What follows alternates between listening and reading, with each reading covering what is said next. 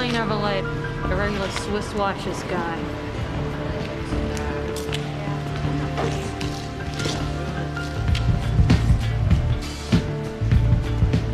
You gonna leave me enough for a burger?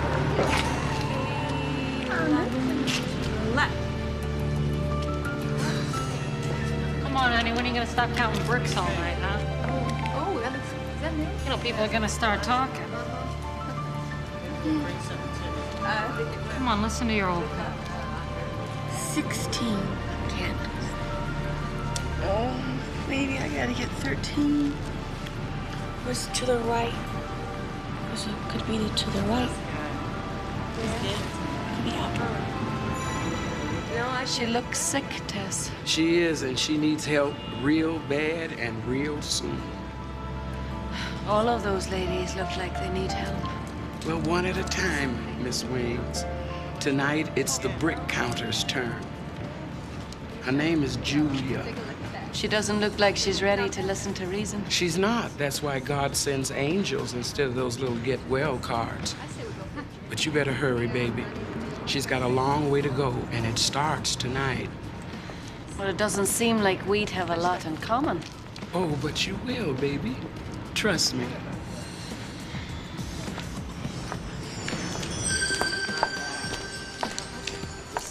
Hey, National Geographic girl. Yeah, you, Miss out-of-town suburb chick the street is spoken for. Excuse me, I didn't know. Would it be all right with you if I stood over there? Look, Wild Thing, the zoo is 3 blocks over. Oh, give it a rest, Franny.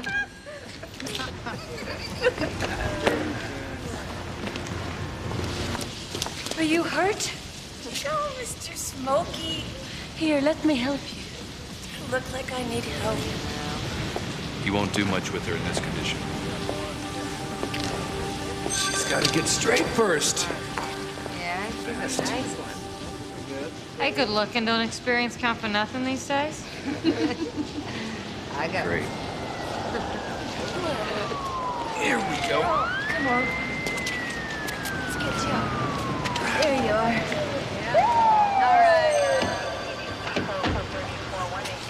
All right, Friday night roundup. Okay, girls. Come on, ladies. Come on You know the in. drill. Let's go. Let's go. Come on, girls. Hey, Hey, you man, two. you gotta do it. What Come about on. her? Coming in. Working girls only. But she'll freeze if she spends the night out here. The police are sworn to serve and protect. Out of all the women here, this woman needs your protection most of all. All right, all right. Come on, sweetie.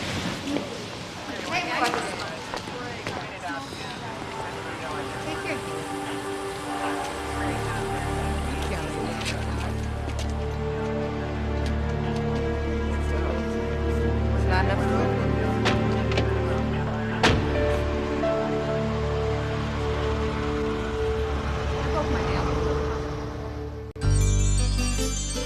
When you walk down the road, heavy burden, heavy load, I will rise and I will walk with you. I'll walk with you till the sun don't even shine. Walk with you every time. I tell you, I'll walk with you. Believe me, I'll walk with you. Come and sit down beside me if you love me.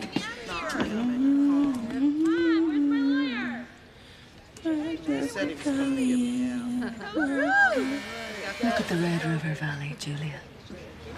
The billowing clouds blowing in a blue sky, floating over the rolling green hills. Hey, we've done our 24 in here. Let's go. Smell the air, the sweet scent of sage. Yeah, I was wondering what that smell was.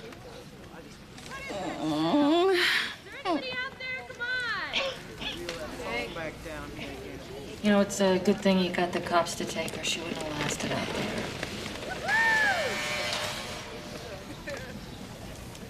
She's been my friend a long time. Sometimes friends are the hardest to help, especially when you have difficulties of your own. Hey, I'm not having any difficulties, Wild Thing. I'm doing fine. You're in a jail cell. How well could you be doing? That's right, baby. That's what I said. Fanatic alert. I am not, and I'll say it again. I love you. God loves you. And it's breaking his heart to see you in this low-rent motel. You're one of his children. You should be living in a mansion. Don't worry, ladies. Nothing to purchase. Just a good old-fashioned helping hand. My name is Tess, and I represent the New Spring Halfway House. We're located on 12th Street. Warm beds, warm hearts, and a chance for you ladies to get that new life you've been promising yourselves. Right, lady. Give me a break. She must be selling something.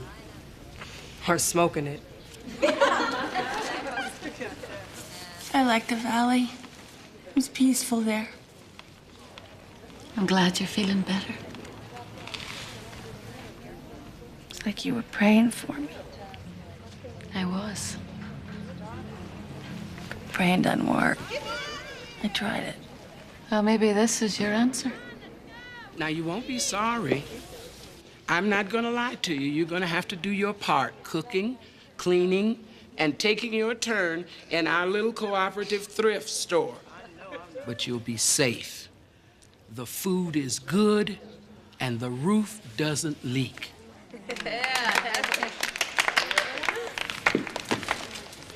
If you go, I will. I've been to halfway houses. It's the same as jail. Oh, come on. Hot food and a warm bed. Yeah, a lot of fake smiles and talk about how you're gonna start your life all over and everything. Just makes me sick. I can do it. Hey. You look terrible. Yeah. Trust me, I can look worse. Are you coming too? Like I told you before, I'm doing fine. Go take advantage of a hot shower. Please, you need it.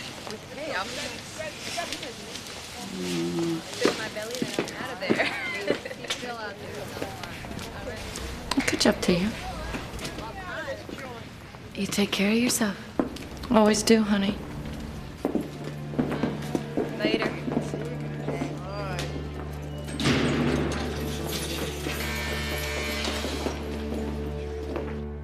Now, there will be no smoking, no drinking, no phone calls in or out, and no leaving the premises without permission, and no drugs. And you will be tested to determine your special talents and your occupational gifts. And we have group therapy sessions 3 times a week. Like if we feel like it? Oh, you will feel like it, darling. It's mandatory. I told you this was worse than jail. We call this a halfway house because that's where you ladies are right now. Halfway to having a future and halfway to better lives for yourself.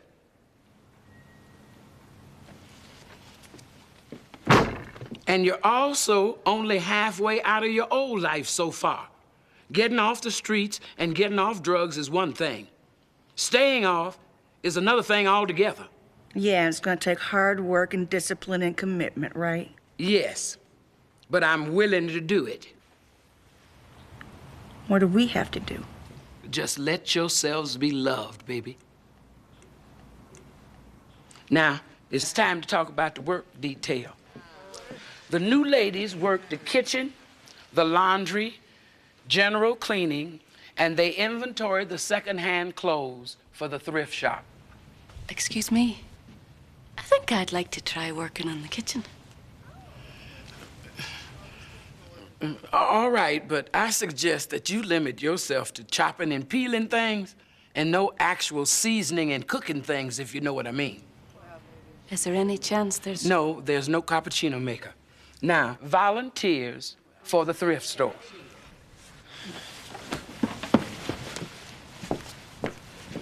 Julia, please, don't leave. This is your chance to put things right. Look, there is not enough time in this world or the next for me to put things right. Out of my way. Julia Fitzgerald? She just left. What do you want? You. I'm Andrew. I'm your new parole officer. Seems like you were arrested the other night. Oh, please. I didn't do anything. I was just sitting there. Doing drugs is a direct violation of your parole. You have no proof of that. Yeah, I do. It seems like that you tested positive for, all sorts of stuff. A girl has a headache. She takes a couple of aspirin. Is that against the law? Ask her. She was right there with me. Well, yes, she did have a headache, at the very least. I can turn this in, and you can do 15 months upstate, or you can live here and complete the program, the whole program. But you break the rules, and you just spent your last second chance. I'd have to be out of my mind to want to leave here.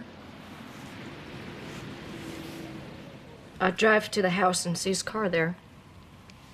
I'd sit there frozen for hours. Couldn't go in, couldn't leave. All I could do was pray that he'd disappear and this would all go away.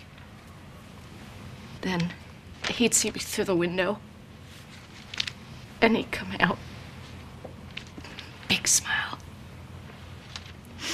Blowing kisses with one hand and reaching for his belt with the other.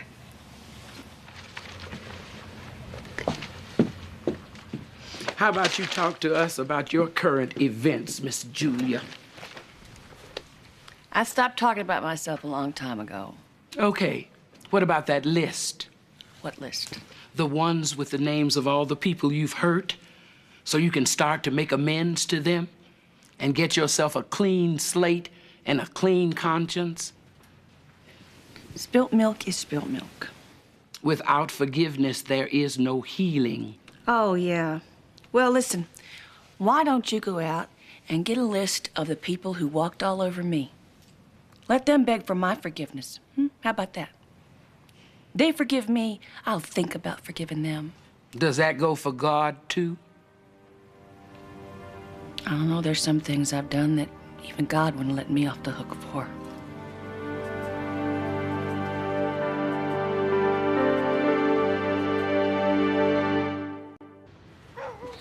Good morning, Julia. Can you get the door?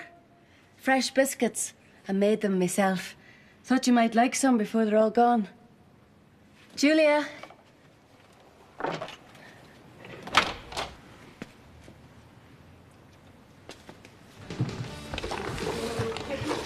Anyone seen Julia? Nope. What in the world? Coffee is not supposed to be in biscuits, Miss Wings. Julia is gone. Well, that's not uncommon. This is a difficult transition for her. But she was just getting strong. Why would she run away? Well, that's a very good question. Go find the answer. Putting coffee in biscuits. Ain't nobody ever heard no coffee and no biscuits.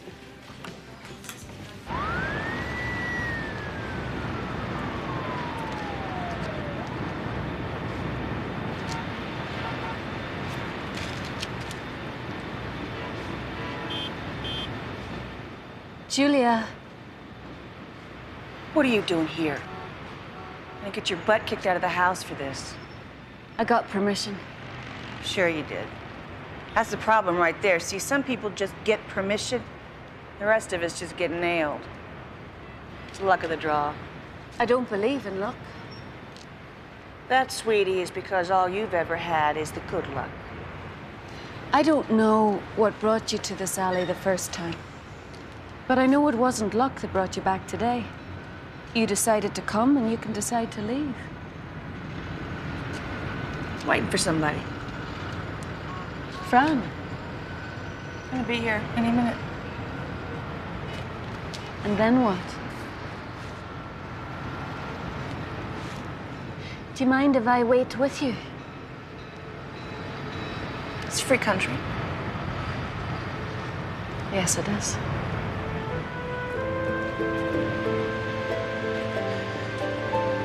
She'll be here.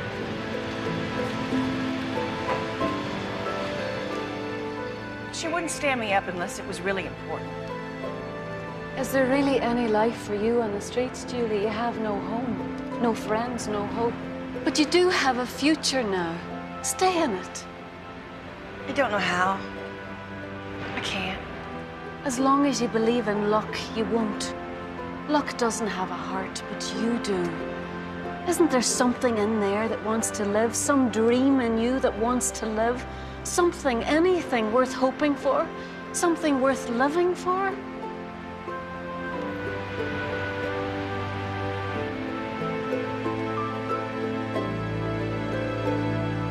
Thank you, Father, for this wonderful supper, and for the hands that prepared it, and those that didn't.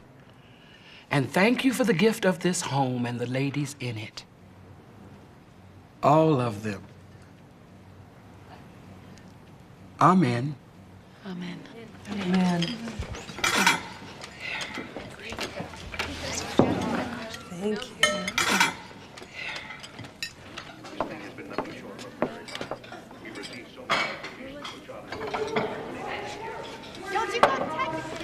What is that? You were not paying any attention. I was too paying attention. You were not. I told you, no phone calls. For about 20 minutes Who wants to watching the watch same something thing, like this? and You you You were wanna ladies watch keep this. arguing over this television. I will personally haul it over to the thrift shop and sell it. And don't you think I won't? I just can't make that new delivery truck purchase balance with my total capital. What is capital? It's anything you've got that's real. After all your losses, whatever you're still left with that's worth something. See there, you forgot to add that column. Looks like you have a lot of capital left, even after all your losses. You know, there's been a lot of losses. So what was it you worked at again? I was an accountant at a cocktail lounge, among other things.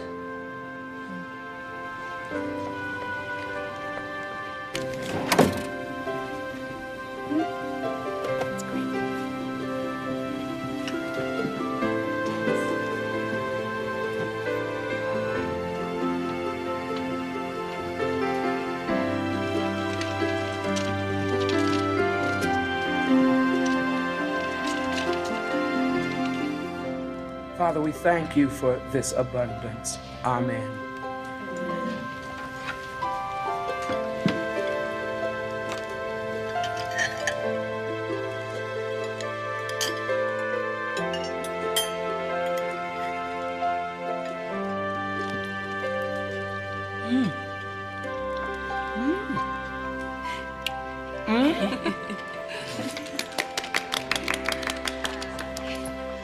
Would you like to contribute something, Monica?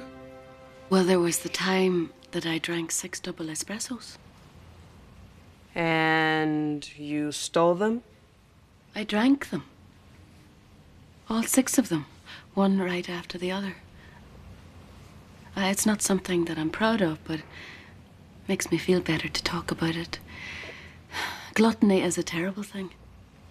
Thank you for sharing, Monica. If no one else has anything. Well, you know that list that you wanted us to make up with the list of people we wanted to apologize to? And make restitution, too, if you can. Well, I made it. Wonderful. You keep on like this, it won't be a halfway house, it'll be an all-the-way house. It's not a very long list. Oh, well, it doesn't have to be long, just sincere.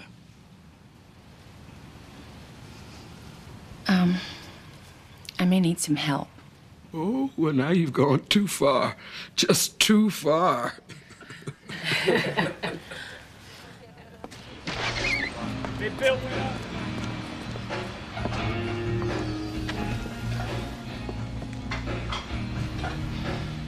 Thanks for coming.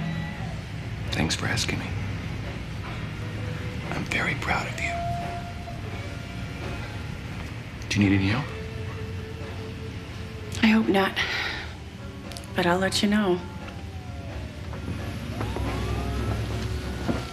We're closed until 4. No salesmen and no saleswomen either. Hi, Chuck. Julia. Wow, you look great. You look like somebody. I don't believe it. What happened to that cheap broad I used to know, huh? Well, I cleaned up. Everything. All clean. This is Andrew. He's my... Career counselor. sort of. You want a career? Come back here. I could use you. I lost all the old girls. Tammy got married again, and Ginger, you're not going to believe this. She split after I found out she was stealing from me. $1,500. Well, that's what I came here to see you about, Chuck. Ginger didn't steal the money. I did. I fixed the book so you wouldn't know about it until I could pay you back, and then I got arrested on that possessions charge, and when I got out of jail that first time, I couldn't come back.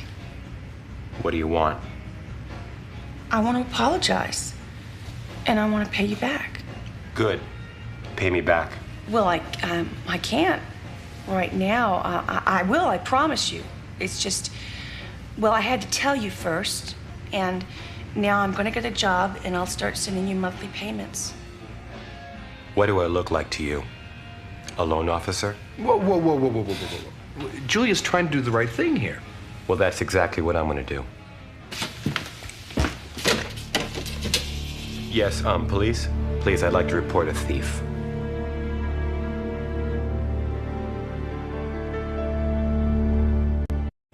Yes, I got $1,500 ripped off of me a few years ago, and the perpetrator just walked in. Hello? Hello? It's dead. You sure you paid your bill? This doesn't mean anything. I get cops in here all the time. They're my best customers. One ought to be walking in here any second. I don't understand. I'm trying to make good here, and you won't let me. Julia knows that she did wrong, and now she's here to pay you back. Forget it. She took it all at once. I want it back all at once. Okay. What? I can get it for you all at once. Legally? I don't care if it's legal. I want what's coming to me. And you'll get it. You have my word. I just need a little extra time. Yeah, right. Louis! Go into the parking lot and use the payphone and get the cops in here right now. Thank you. Wait. Chuck, the lady has come here to make amends. Now that seems reasonable to me. And it only seems right for you to be reasonable too, because you look like a reasonable guy. So I'll tell you what. What if I can guarantee that she'll come back with your money? I'm listening. I'm your collateral. I'm gonna sit right here and wait until Julia returns with your money.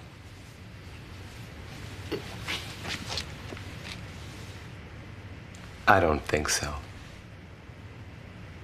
Chuck, we can do this the easy way, or we can do this the hard way. And what's the hard way?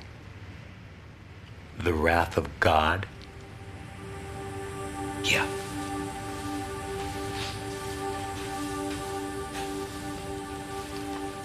Okay. What are you drinking? Orange juice. You got it.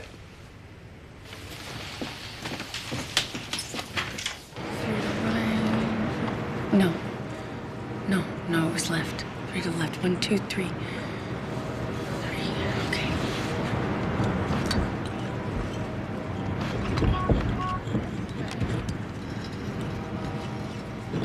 Yes.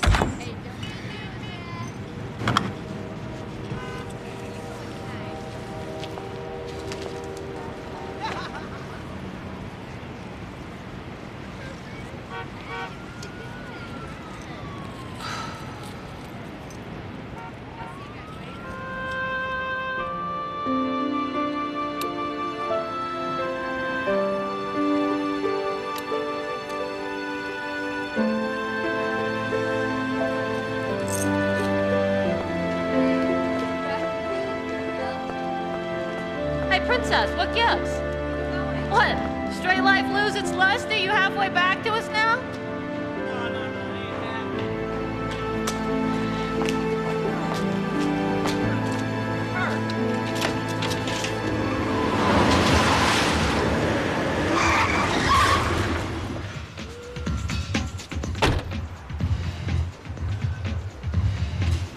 They're looking for you.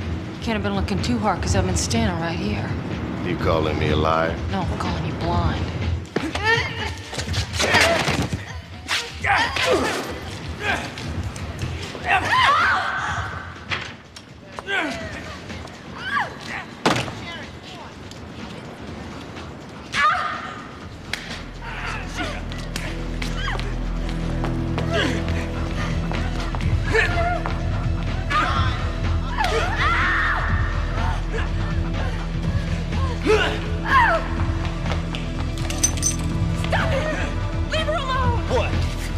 some of this?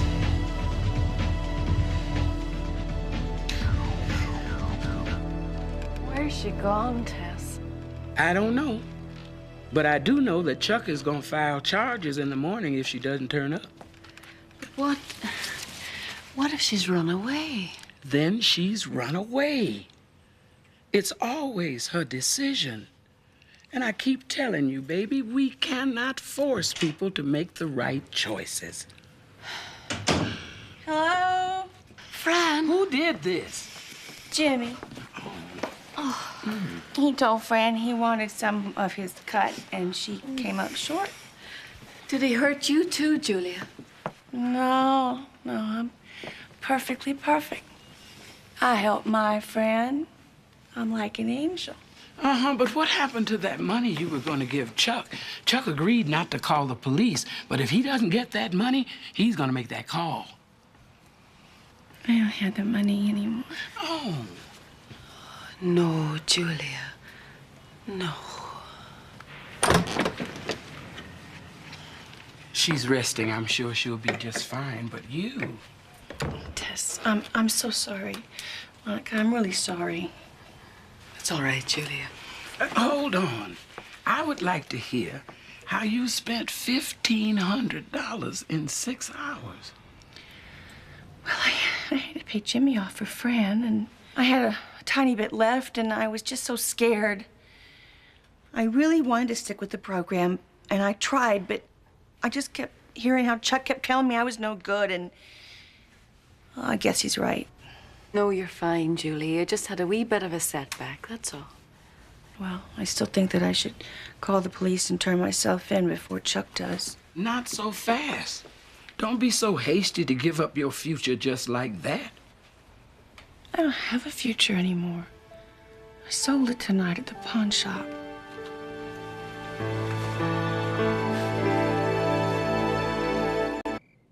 Lord help this angel. These all-night jobs are killing me. What did Julia sell at the pawn store? I haven't the slightest idea, Angel Girl. It seems that angels work on a need-to-know basis. Have you noticed that, Tess? That is the cornerstone of our profession. But don't you think we need to know something now?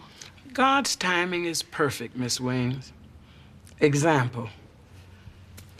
I think it's time for me to hit the sack. But the creator of the universe has a different idea. Where are you going? Where angels fear to tread. Except this one.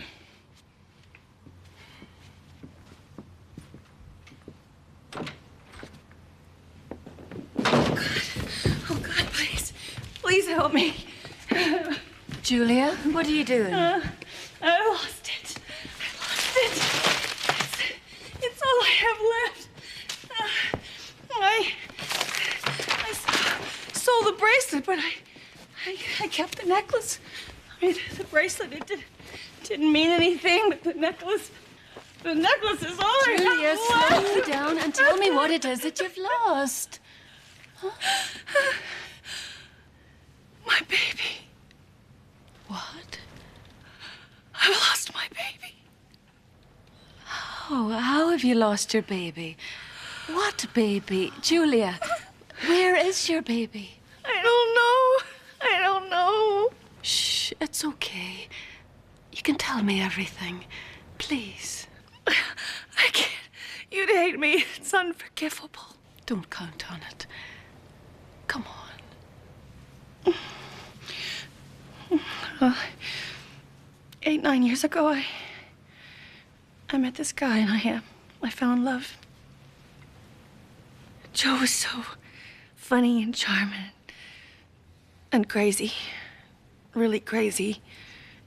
He'd been in Vietnam and hadn't gotten all the demons out, I guess.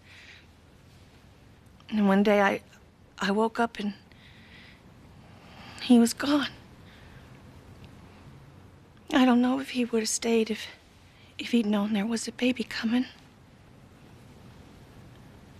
He would have tried, you know, but he was just so damaged. So and my little boy. He was the most beautiful thing that ever happened to me. And then I blew it. You started taking drugs. I went to work for Chuck in that club. Some of the people working there were dealing out the back door, and he got me hooked, and so I started dealing too, you know, to pay for my habit. And your little boy? He was so strong. 3 years old, and he'd just sit up there on the counter and put little ice cubes in everybody's drink. Everybody was crazy about him. They'd take care of him when I was too wasted or in jail. Well, what happened to him? Joe came back. I didn't know if he was all well or not, but I was in jail and he wasn't, and I was just so... God, I was so strung out. And Joey found me, and he said he wanted his son. And I said, no, Monica, no. But he just kept coming to the jail every day, and I was getting the shakes, you know, and I knew I was going to be getting out soon, and I was going to need a fix, and I didn't have a time, so I... It's okay. It's okay. No, it's not okay. It's never going to be okay. Oh, my God, I saw my baby. I saw my baby. Joe told me if I would sign this paper, that he'd give me $50. And I did. I signed it. And he took my baby. Oh, God. Oh, God. I sold my baby for $50. Oh, God, forgive me. Please forgive me.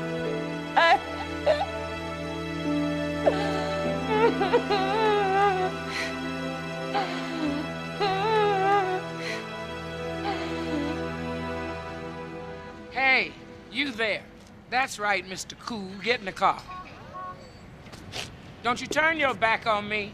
You put your butt in this car this minute, or I'll put it in here for you, and don't you think I won't. What's in it for me? Your toupee. Come and get it. Pick that thing up. I don't like litter bugs.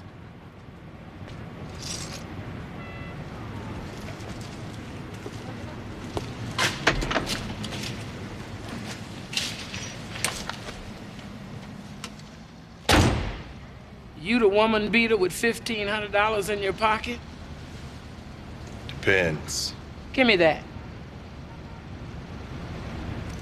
Baby boy, I'm fixing to make you an offer you can't refuse. Who sent you? Godfather? No, God the Father sent me. Hey. Who are you? Fear not.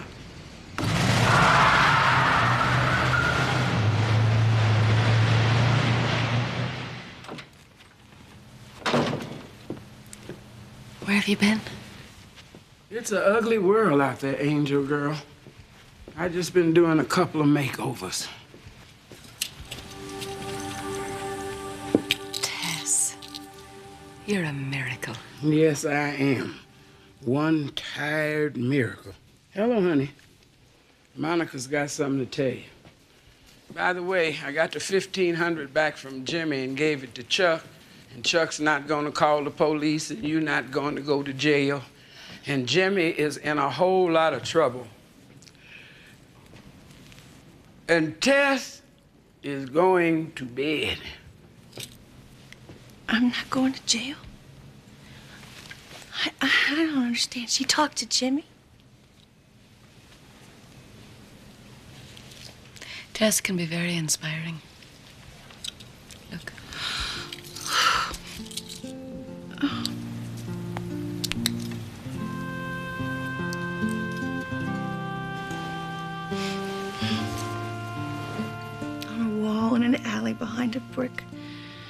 I used to keep this necklace in a bracelet, ruby bracelet.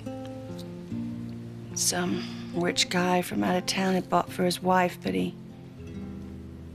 paid me with it. I knew it was worth a lot of money, so I kept it. And no matter how strung out I got, I never pawned it. Never even thought it. So I was saving it for my son. I kept telling myself one day I was going to get clean and I'd find him and I'd give him the bracelet and he could sell it and use the money for college, maybe. He was really smart. And you sold the bracelet last night?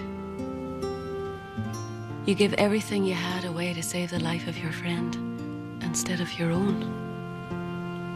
Yeah. I also got high. I was trying to get something for myself that maybe I don't deserve. I failed. Ah, Julia. You've had setbacks before and there will be others. But it's not important how many times you've fallen. It's how many times you let God pick you up that matters. You're still a remarkable woman. Don't say that. God says that. Don't be afraid, Julia. I'm an angel. So is Tess. You're angels? You've come here to punish me, haven't you, for all the terrible things I did, for abandoning my little boy? No. God loves you, Julia. Are you listening to me? God loves you. No, he couldn't. He couldn't. I sold my little boy. I'm so ashamed. And you are so loved. God is faithful. And he'll stick with you even if you won't. And he'll forgive you even if you can't.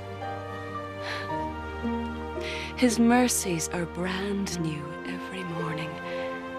And this morning, he wants to give you this day and all the rest of your days.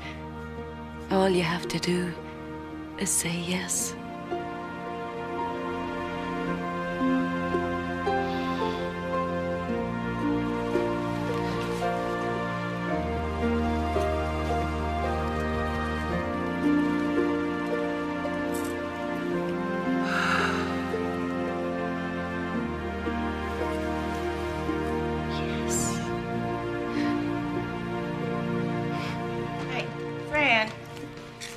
This goes on the table, not behind the counter.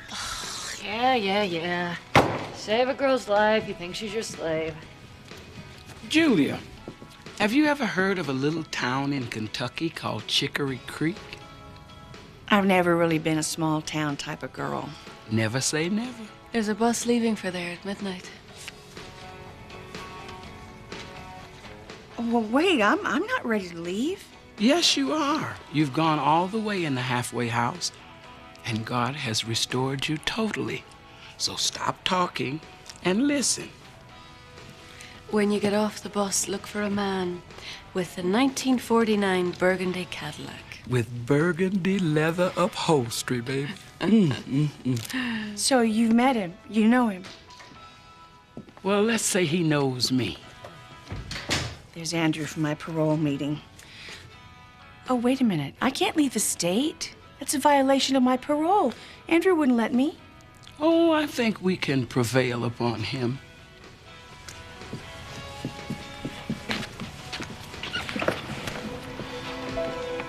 So you're going, huh? Yeah, we're so used to taking care of each other. What are we gonna do now? Concentrate on never forgetting each other.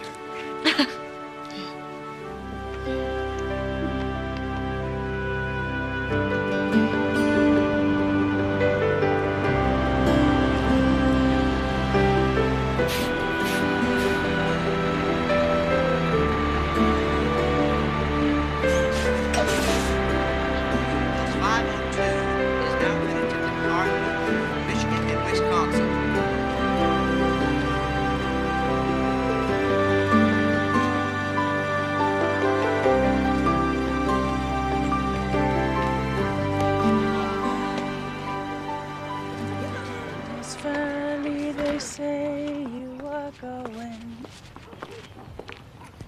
Do not hasten to bid me adieu, but remember the Red River Valley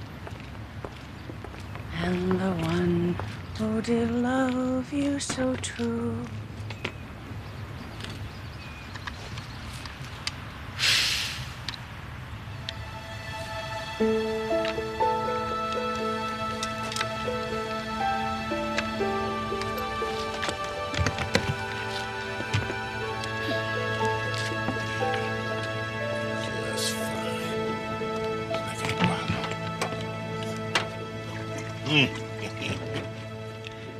Feeling sorry for me, huh? Well, don't do it. No, sir. This beauty been good to me for many years. Well, it is beautiful. It's a 49, isn't it? Good for you. You know cars. Well, just Cadillacs. Just getting into town? Yeah. Listen, would you know, do they have, I don't know, a market or something around here where they put up notices for rentals? Yeah. Yes, they do. As a matter of fact, I was headed there myself.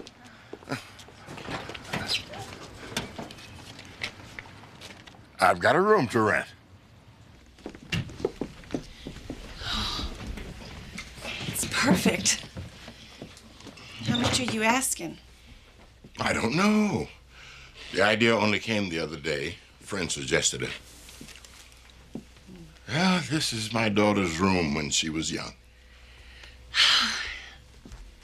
Is this your family? Mm-hmm. Yeah, that's Mama, her sister Marion, and me, and my Aunt Georgia. Your Aunt Georgia? Hmm. She looks an awful lot like a friend of mine. Yeah, I got a friend who looks a lot like my Aunt Georgia. Her name is Tess. You know Tess? Yeah. I met her a few months past. So, you must be the one. I guess so.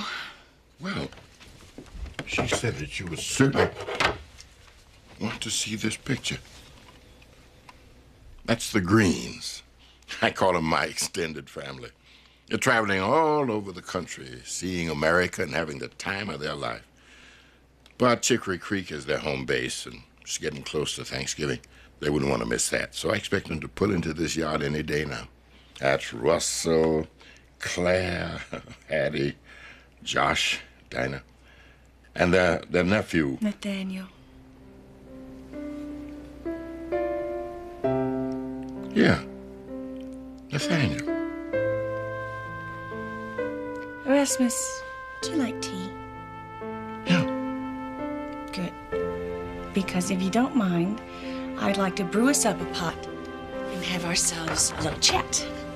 Well, I'm living with Erasmus in this house right here, and he's got me a job at the church over there. And the best part is, the Greens are coming home for Thanksgiving, so I'm gonna get my son back. Nathaniel must be very excited about seeing you. Well, he doesn't quite know that I'm here yet, but everything's gonna be just fine. I know it. So, thank you. God bless you. She looks happy. Isn't it great when everything works out? It is. Tess, everything's gonna be okay, isn't it? We're finished here, right? You better fasten your seatbelts. This ride has just begun.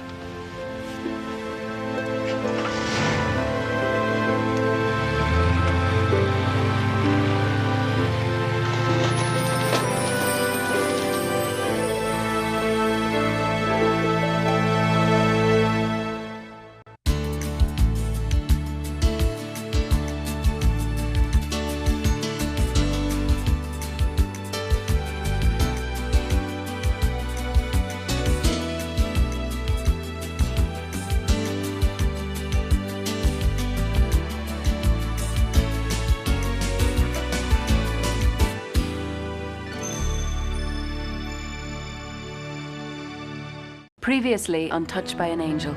She looks sick, Tess. She is, and she needs help real bad and real soon. I represent the New Spring Halfway.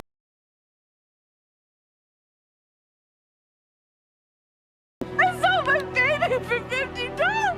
Oh, God, forgive me. I can't leave the state. I've got a room to rent. That's the Greens. Nathaniel. So I'm gonna get my son back. God bless you. This ride has just begun. When you walk down the road, heavy burden, heavy load, I will rise and I will walk with you. I'll walk with you till the sun don't even shine. Walk with you every time. I tell you, I'll walk with you. Believe me, I'll walk with you. Why do we have to stop again? This bucket of Poles doesn't run out of gas pulling into Chicory Creek. We'd be there by now if we didn't keep on stopping. Maybe you'd like to run along behind us for a little while. Okay. But why don't you say we make some major speed records? Gas, windows, bathroom in less than an hour for once? Actually, I was planning on curling my hair when we got there. Oh, I'm just kidding. Feeling in place? Yeah?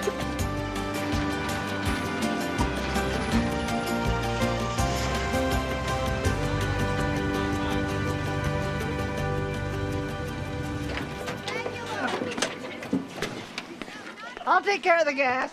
I'm just kidding. I want to get there as much as you do. Nobody wants to get there as much as I do. I'll get the windows. Whoa! You know, 3 months ago, Nathaniel would have stayed in the back seat reading comics. Or even looking at the pictures. He has come a long way. So have we. I just wish he didn't have his brain so wrapped around Joe being with us for Thanksgiving. He loves his daddy. There's nothing wrong with his wanting to be with him. Yeah, I know. I just hate seeing him get hurt. What are the odds of Joe showing up? Same as they are every holiday. Almost zero.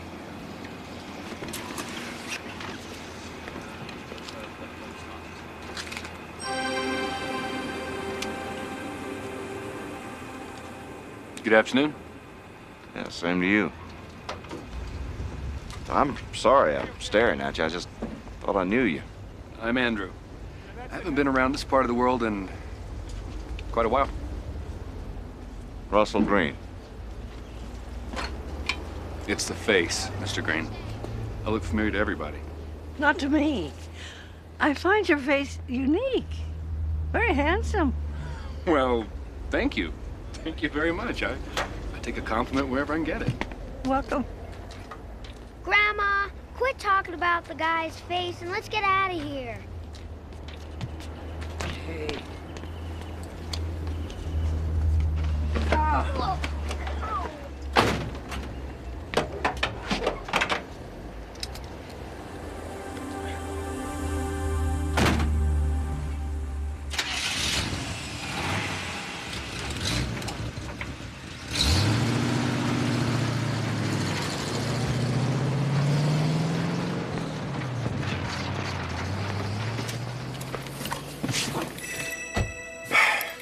What a beautiful family. What? They think they're poor. They have no idea at all how rich they really are. Russell Green seemed to recognize you. He should.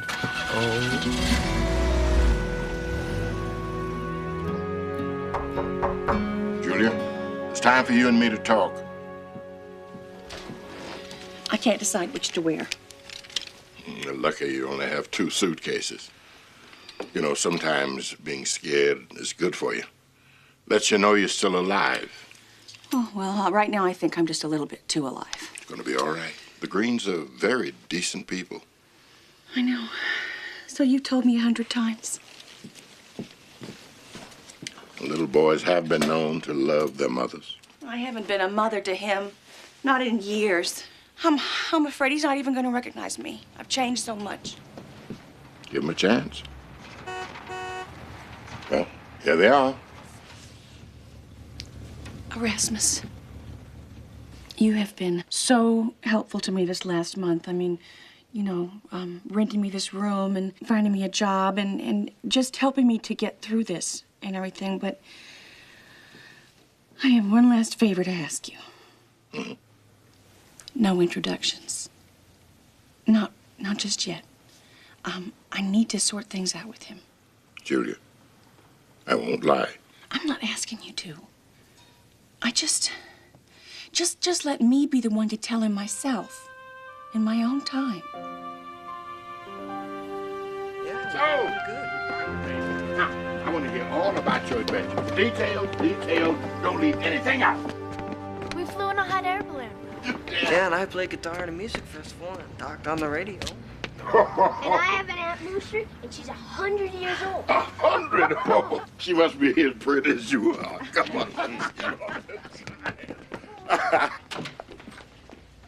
Everybody, I want you to meet Julia.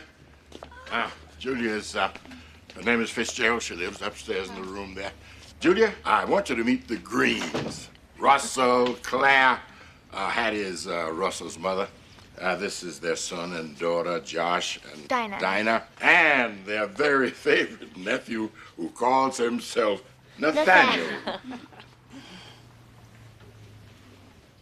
Well, what can I get y'all to drink? Oh, you don't need to wait on that. Don't worry We about know it. our way Take care of around. themselves. Nice to meet you, Julia. Yes.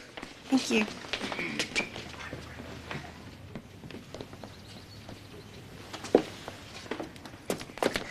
Julia. That's your name, right? Mm-hmm. Kind of like my mom's name. It is? Only it's Juliet, like Romeo and Juliet. Romeo might show up for Thanksgiving. Romeo? My dad. Joe's coming here? Maybe. Do you know him? Erasmus, he just kind of filled me in on the Green family history. I know a lot about you. Don't believe everything Erasmus says. He exaggerates a lot. Your aunt and uncle seem very nice. Yeah, they're great. Just don't ask Aunt Clara any questions. Why not? She's a school teacher. She'll make you learn the answer. Thanks for the tip. Welcome.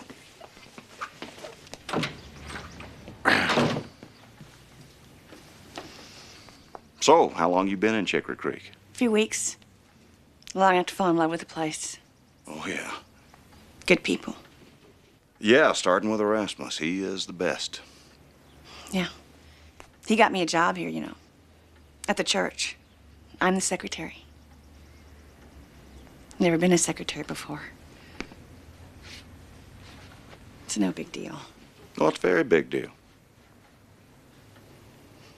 So Nathaniel says his father's coming to town? Oh, well, Nathaniel says a lot of things. That's just wishful thinking, I'm afraid. Well, I guess we all have something we're hoping for. Yeah.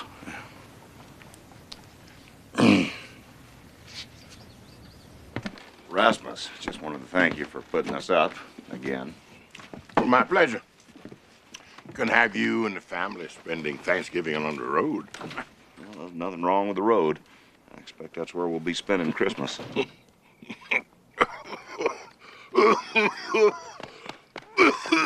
don't like the sound of that. Had a cold last week. It's gone now and forgot to take the cough with it.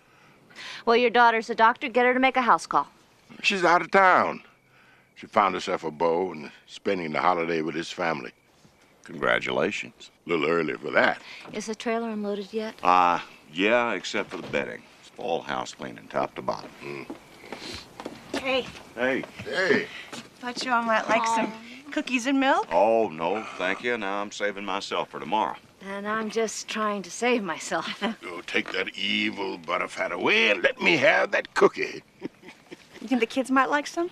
Oh, I think that'd be a safe bet. Okay. How do you know Julia? Well, she showed up on my doorstep and As for a job, her references were impeccable. She couldn't take her eyes off of Nathaniel over supper. I didn't notice. Maybe she's just hearing her biological clock. You know, wants a baby of her own. Oh, Russell, please. I hear about my biological clock every time I coo over a baby. And you're gonna keep hearing about it until it quits ticking. Talk, talk, talk. Come here, woman. You too.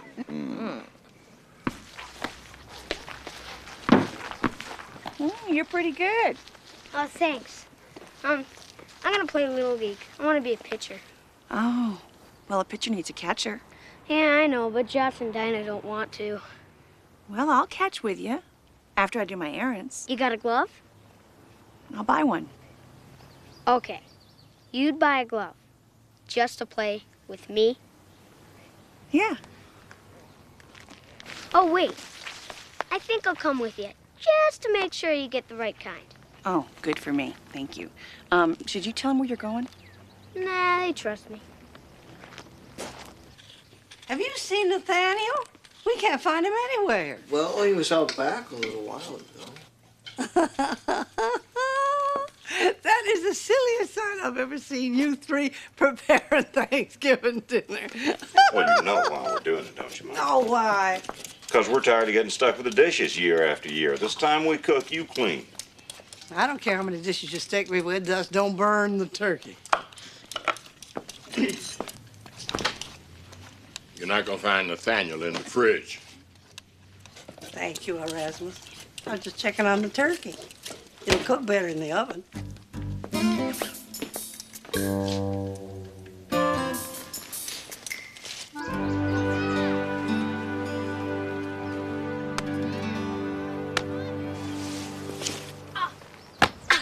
Okay, strike two.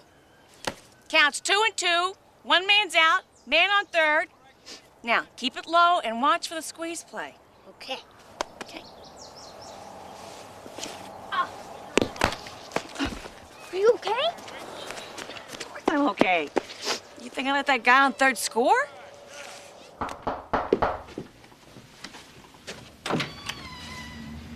Mr. Green, we meet again. Andrew, right? Small world. You have no idea. And who is this? Fella I met on the highway. You still look awful familiar to me. I'm looking for Julia Fitzgerald. I'm a parole officer.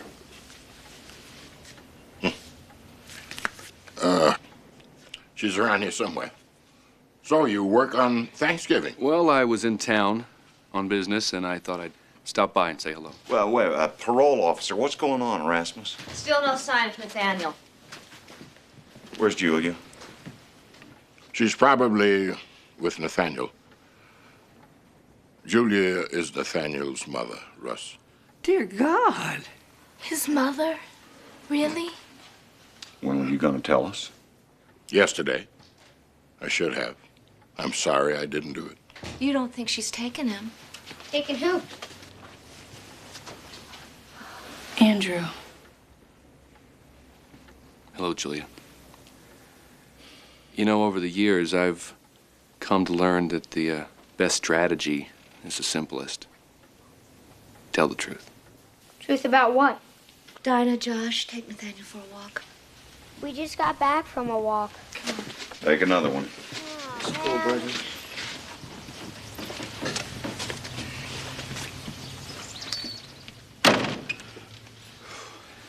Well, it's good to see you again.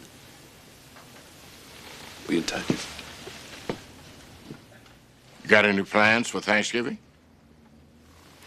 Well, no, sir, I don't. Well, you're perfectly welcome to join us. About 5.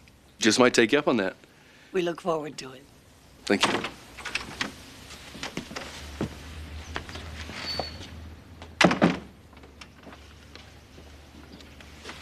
I left his ID.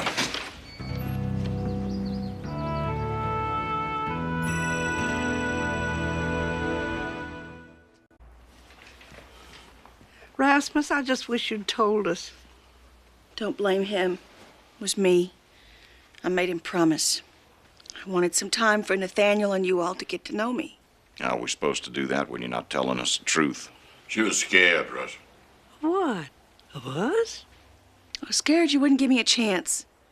I mean, you know I turned my back on my little boy, and you must know about the drugs. We know you've been in jail, and we know you're on probation. That's all behind me now. I'm not that person anymore.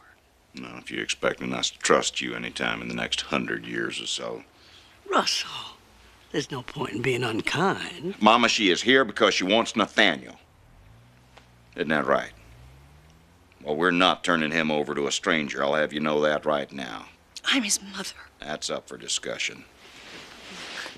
I know how much I hurt that little boy, but I'm trying to do the right thing. Now, if my past keeps coming up and smacking me between the eyes all the time, how am I ever supposed to make any progress? Can't you all find it somewhere in your hearts to forgive me?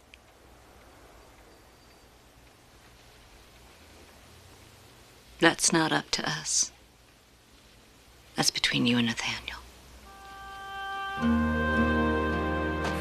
So who was that guy anyway? Friend of Julia's. Well, how come she didn't seem too happy to see him? You know, today, I'm gonna teach you how to throw a slider. You don't have to throw a slider. Yeah, I do. Well, tomorrow, Julia's gonna teach me how to throw a curveball. But she's pretty good at throwing curves. Good catch. Good catch.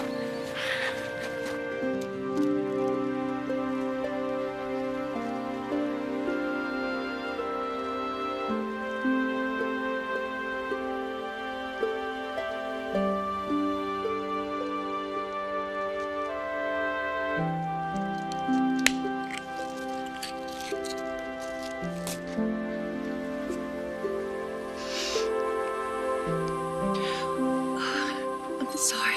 Don't apologize for tears. Tears can be very good. Erasmus says they make me feel alive. They just make you feel.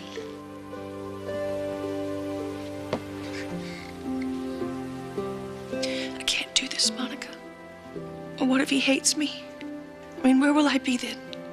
You'll be wrapped in God's love, no matter what happens today or tomorrow or ever. God sent his angels to this earth with a single message, that he loves his children. He hopes that they love him back, but he has no control over their feelings, just as you have no control over Nathaniel's. Your job is not to make him love you. Your job is to let him know that you love him.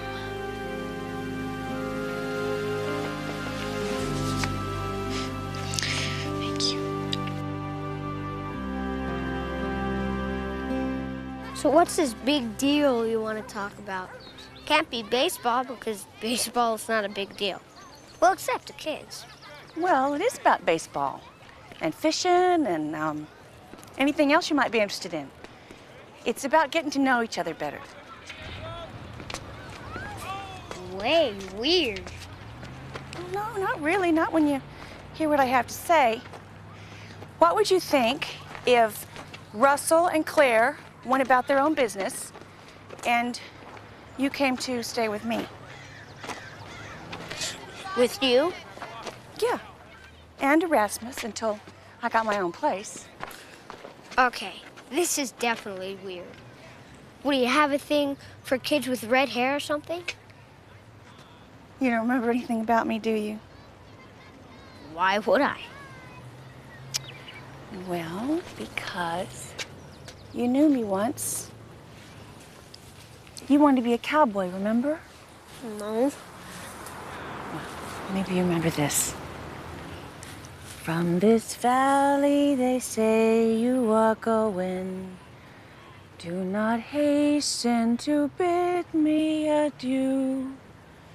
But remember the Red River Valley and the cowgirl who loved you so true. You're not her. She has blonde hair. I used to dye it. I don't anymore. She's a druggie. Was. I changed. She even smelled different. I used to smoke. I don't do that anymore either.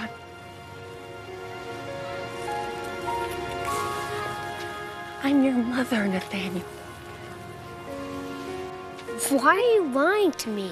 I'm not lying. I'm not. It's true, I swear it. My dad said that my mom didn't want me anymore. That's why he took me.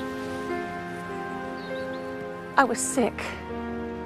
I did want you. I wanted you very much. I wanted to have you with me and take care of you, but I couldn't even take care of myself, so I had to do what was best for you, Nathaniel. Get away.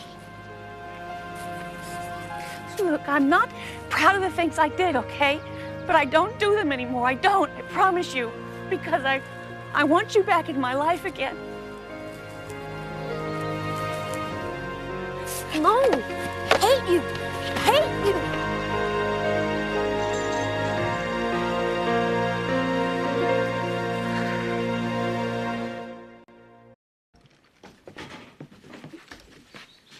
Hey, you. I thought I saw you come in here.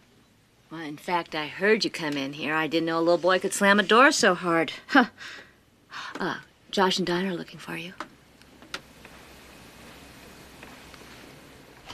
Oh, this refrigerator needs scrubbing. No, it doesn't. Cleaned it out yesterday. Just came in here to bug me. Am I really so transparent? Can you see right through me? Always. Can't I just be mad when I want to be mad? How long are you going to be mad? Oh, the next 1,000 miles or so. I don't want that weirdo for my mom. Not wanting her in your life, that's one thing, but you can't just wish her away as your mother. That's a title she'll have for life. But why would I want her when I can have you? And you're all the boy a mother could want. Oh, Nathaniel, there's so many lessons we have to learn as we grow up. And sometimes we learn them on the first try. But most of the time, we learn best by our mistakes. Now, learning how to forgive, that's really tough. It's easier to stay mad. But unless a person learns how to really forgive, they'll never learn how to really love. You're trying to teach me something, aren't you? Uh-huh. Is it working? Well, let's see. I love you, but I don't want anything to do with her. How am I doing so far? Maybe it's too much of a lesson for one day. Yeah, maybe it is.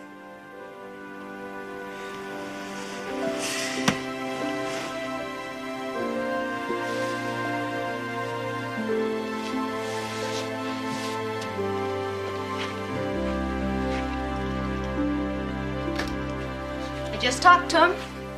He's agreeing. That didn't sound like a compliment.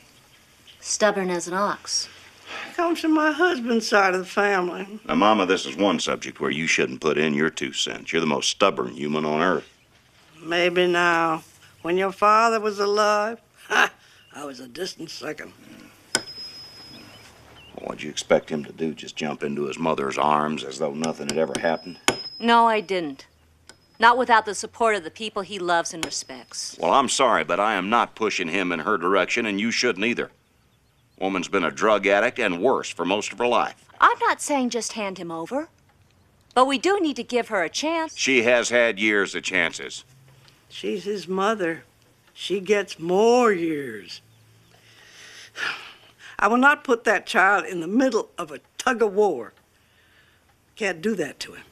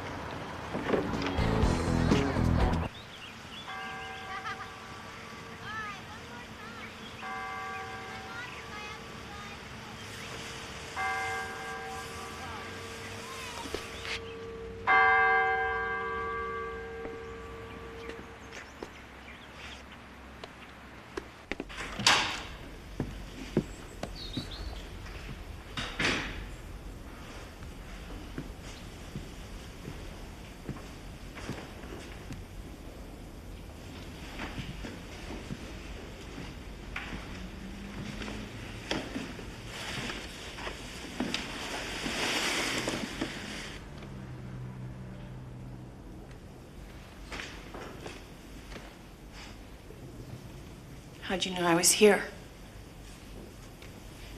Didn't. Good. Because if you'd been following me, you'd have seen.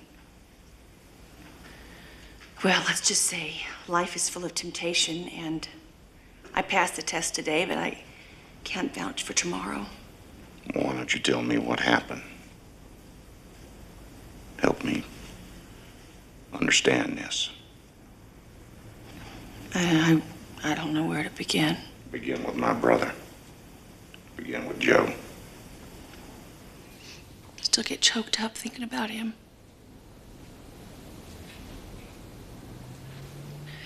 God, I loved him. Still love him. I had no idea. It wasn't a one-night stand, you know. It was the love of a lifetime. We were so happy we were together. Oh, like about a year. 86, 87. Then I made the mistake of suggesting something more permanent.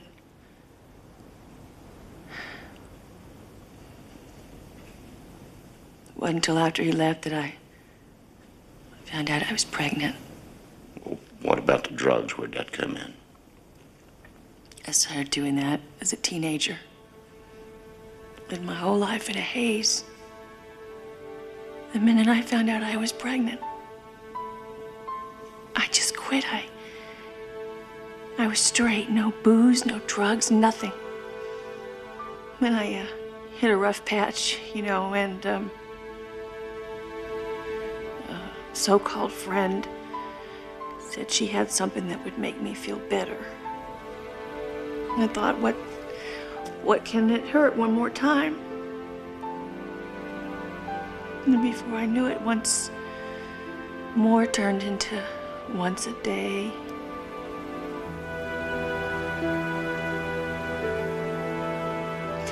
What I've put that little boy through. What I'm still putting him through. I'm not fit to be a mother, I know that.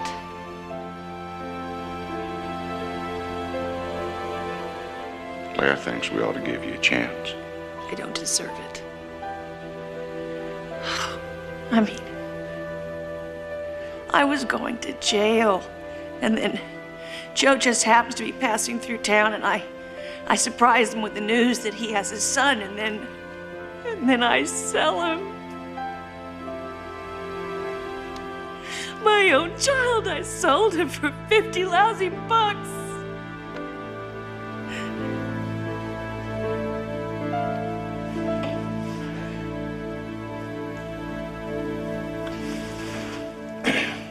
You got 50 bucks for him. Joe gave him away for free.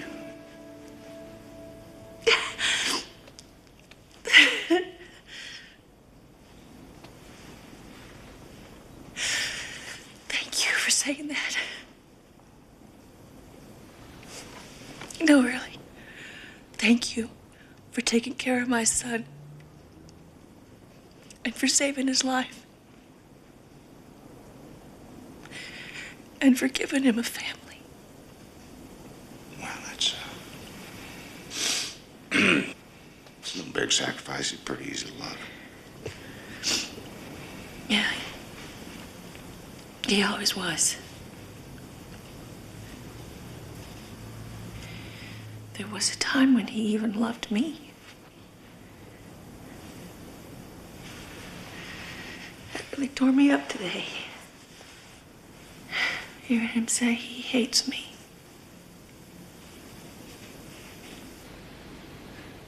He feels betrayed. He was. Well, it's going to take some work getting through all that anger, but if you keep reaching out to him, sooner or later he's going to reach back. That's my prayer.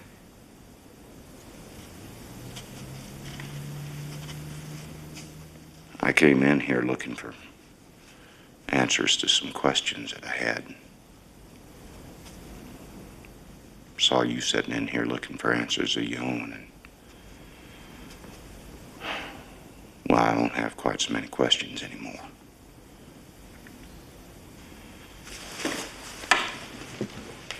It's not going to be easy, you know. But Erasmus will always be around. He's got a good, strong grip. You just keep your hand in his, and you and Nathaniel do just fine. And if you do run into problems, no matter where we are, we can be back here in a couple of days. Knowing you and Nathaniel are here in Chicory Creek will probably get us back for visits more often. Thank you.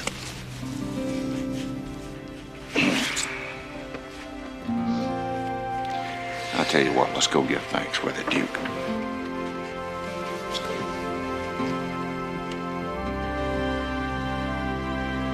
Hold hands, everybody. Let's have a word of prayer.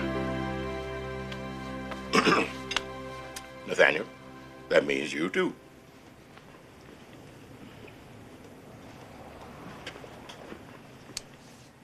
Father in heaven, we are so grateful for the bounty we see before us and for all the wonderful things that have come to us from your hands. We're especially grateful for each other, fathers and mothers and sisters and brothers and cousins and friends, parole officers. Father, help us to face the challenges of our lives. Help us to love each other. Help us to open our hearts even unto strangers. And bless the food we're about to eat, that it should nourish our bodies as thy spirit continually nourishes our souls. Amen. Amen. Well, I think the gentlemen acquitted themselves quite well. Here. Thank you, thank you. Rasmus and Josh did most of the work. I want to say thank you again for including me. It means a lot. Couldn't have you spending Thanksgiving alone. I don't like cranberry sauce. Thank you. So, tell me the truth, Uncle Russell. When you go, do I get to stay with you, or do I have to stay with her? Nathaniel, we were going to talk about this after dinner. Talk about what? We're not leaving, are we? Not forever. We'll be back. And often, too. Won't we, Russell? That's a promise. I don't care. He's part of our family now, and we can't just leave him here. Not with her. She's a criminal. Just ask her parole That's officer. enough, Josh. Guess it doesn't matter what I think, does it?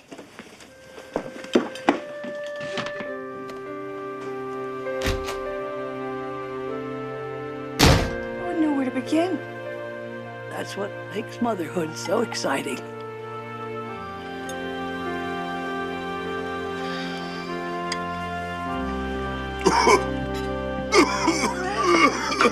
Rasmus, Honey. you okay? Yeah, I'm okay. Thank you. Jake Harding is a buddy of mine in Vietnam. He stepped on a landmine. Now, you look exactly like the corpsman that took care of him, and I mean exactly. I remember. Doc Toe, bouncing Betty. There's no way to save him. It was you. That's impossible. You're too young to have been in Vietnam. Trust me, Mr. Green. I'm a lot older than I look.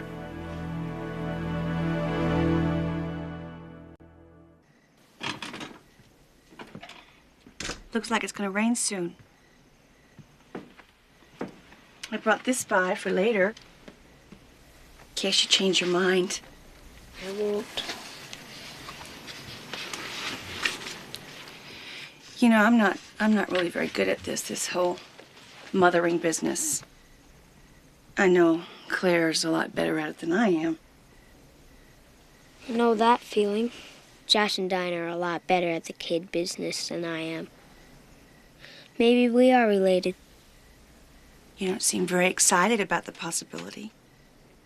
To be honest, you know, it scares the living daylights out of me. What are you scared of? Try being a kid. Always getting told what to do, not being able to make your own decisions. You can make all the decisions you want, Nathaniel. The last thing on earth that I want is for you to be unhappy. I'd rather be miserable myself than for you to suffer another minute. Really? I know how much you love Russell and Claire. And I know how much they love you. In a lot of ways, you're more their son than you are mine. And you're having a wonderful adventure with them right now. I can't take you away from that. I can stay? Yeah, you can stay. Well, what about you? Well, I'm not going anywhere. I'll be waiting for you right here. And right here. So tell Julie I'll talk to her later, and you take care of that cough. I'll do that. So glad you could join us. Thank you. Thank you very much. Hand it over. What? A deal's a deal. No, now you and Mama already do more than your share, and I'm going to feel terrible if you don't let us help you. And so am I. No, we do not need your help. Neither of you. But we do appreciate the thought. That was a close call. Television has football Yes, today. sir. After you. Oh, my goodness. I think we could have done a better job of cleaning up after ourselves as we went. I just can't wait till next Thanksgiving. How's Nathaniel? Oh, he's sound asleep. He's all wrung out. Me too. Did you two come to an understanding? Well, I told him he could spend as much time with me as he wants. And as much time with you. I can't give him everything he needs. I can't be his mother all by myself. I think you're doing a whole lot better than you think you are. Answer me just one question. How come Joe ever let you get away? Oh, that sounded close. Let's gotta wake Nathaniel.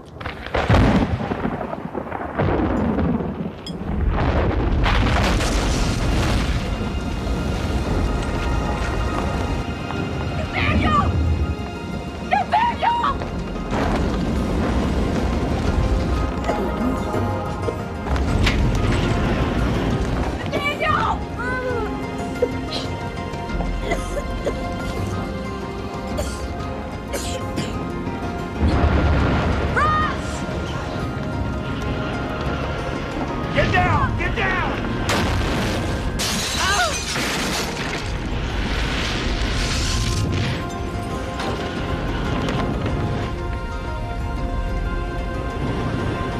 I know you. I know you. No!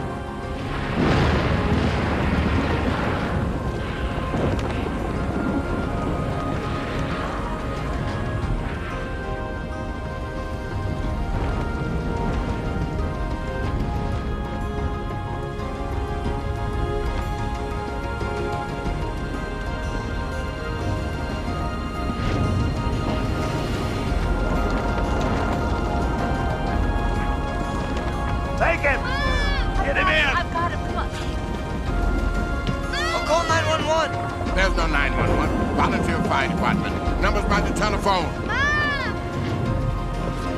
We gotta get her to a hospital. Nearest hospital is 45 minutes away. Nearest doctor's out of town visiting her boyfriend's relative. All right, you stay with her. I'll bring the car.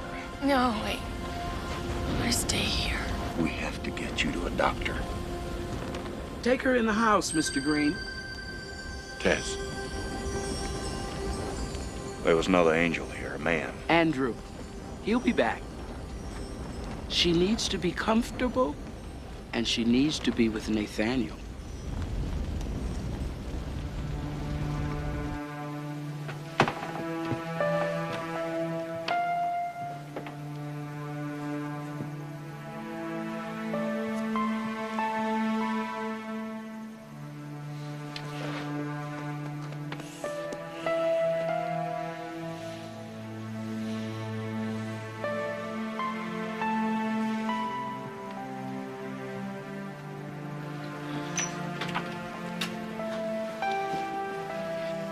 Mama?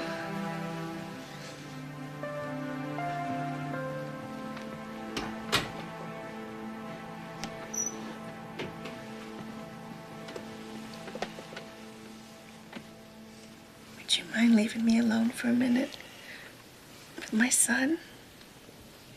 If there's anything you need, we'll be right outside.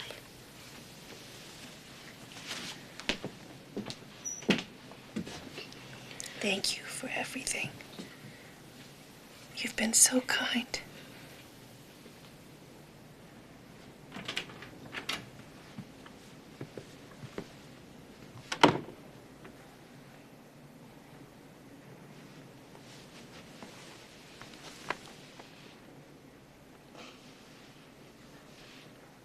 Sorry about all the terrible things I said.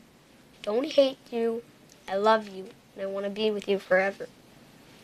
You will, soon enough. Hey, see this locket? Take it.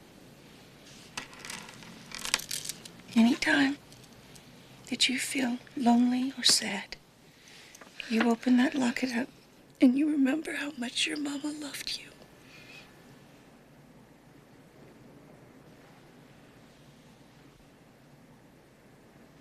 On this valley they say you are going. Do not hasten to bid me adieu. But remember the Red River Valley and the cowboy who loved you so true.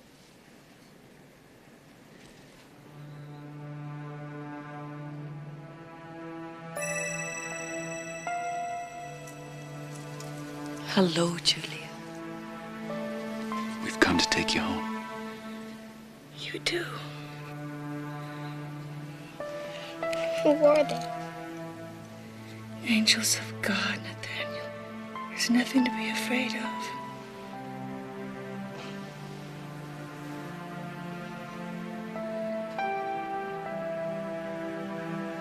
I love you. Love you too, Mama.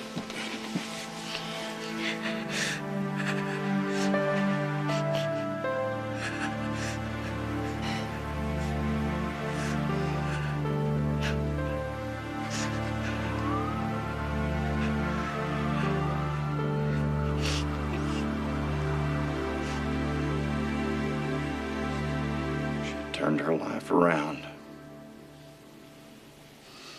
She had dreams. Little boy she wanted to get to know. Why, Claire? Why did all this happen? Why was Nathaniel put through this? People go through things all the time, Mr. Green. That's a part of mortality. This life is a flicker. It burns white hot for an instant and then it's gone. But it sets the course for the eternity to come. There's a mother in there saying goodbye to her son. She's finding a peace she's never known before. And that peace always comes at a price. You are blessed to have been a part of it.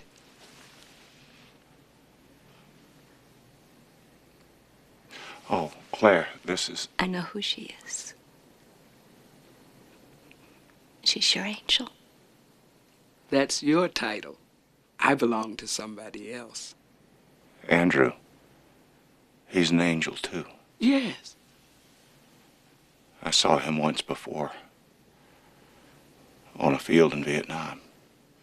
And you will see him again someday. You may go in now.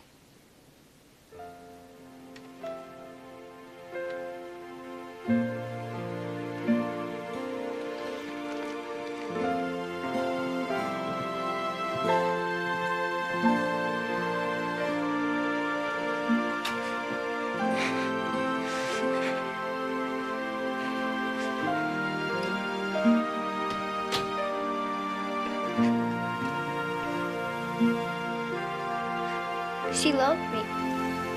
Yes, she did.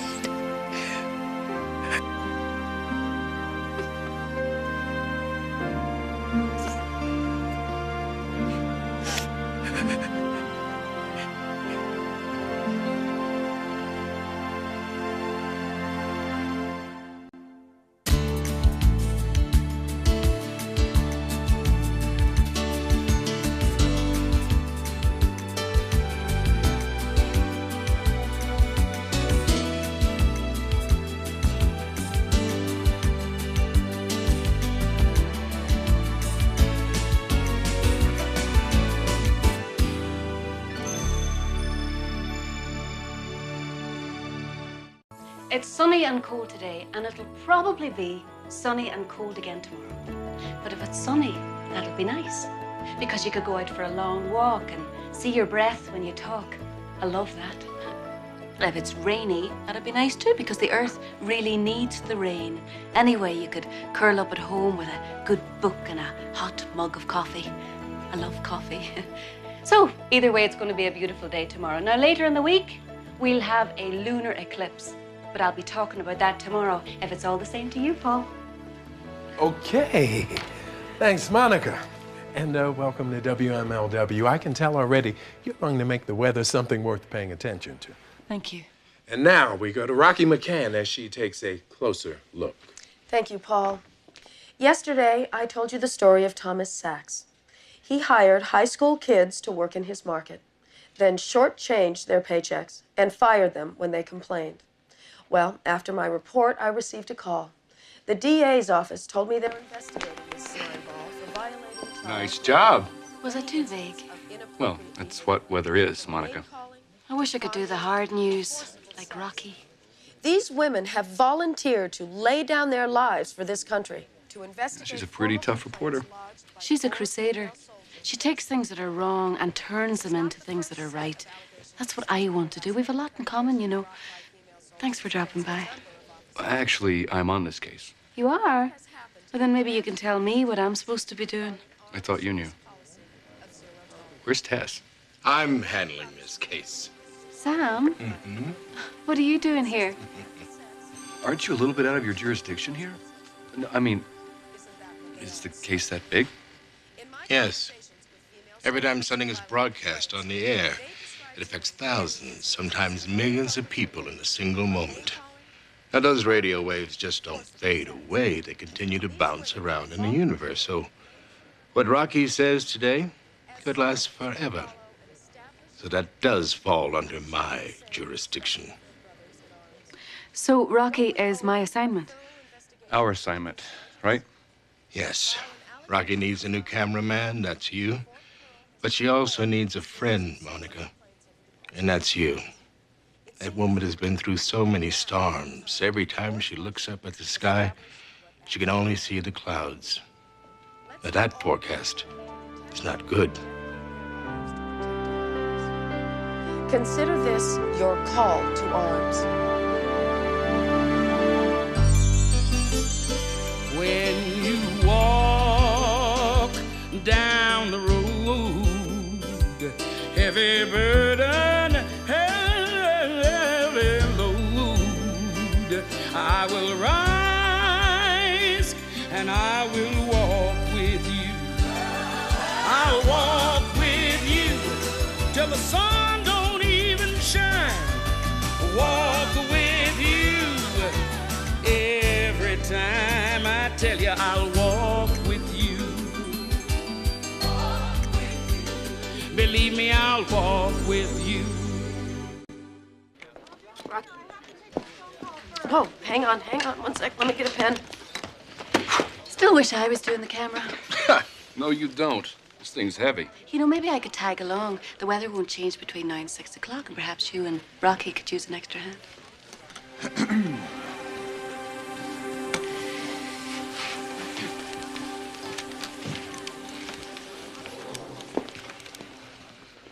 Don't make me have to explain this to you again. Andrew is where he is supposed to be. You are where you are supposed to be. He's the camera guy, you're the weather girl. Is that clear? Yes. And I don't mean to be contrary. I just want to be where I can do the most good. Oh, don't kid yourself, Monica. Predicting the weather is not as easy as it looks. Excuse me. Are you the new cameraman? Hi, yeah, I'm Andrew. Hi, Andrew. Rocky McCann. Grab your stuff. I'm going to put you to work. Hello. We haven't actually met. My name is Monica. Hi, Monica. I like your weather. Well, it's not my weather, but I'll pass it along. I was hoping maybe we could have lunch, you know, discuss the news business. Let me guess, you want to do the hard stuff, right? Oh, yes, the real gritty stuff out there. Well, let me fill you in on something. Every woman that has ever come to this station starts off as the weather girl. I did. But somebody helped me out, so I'll tell you what. I need help with research from time to time, so if you help me out with that, then I'll help you work up to the rest.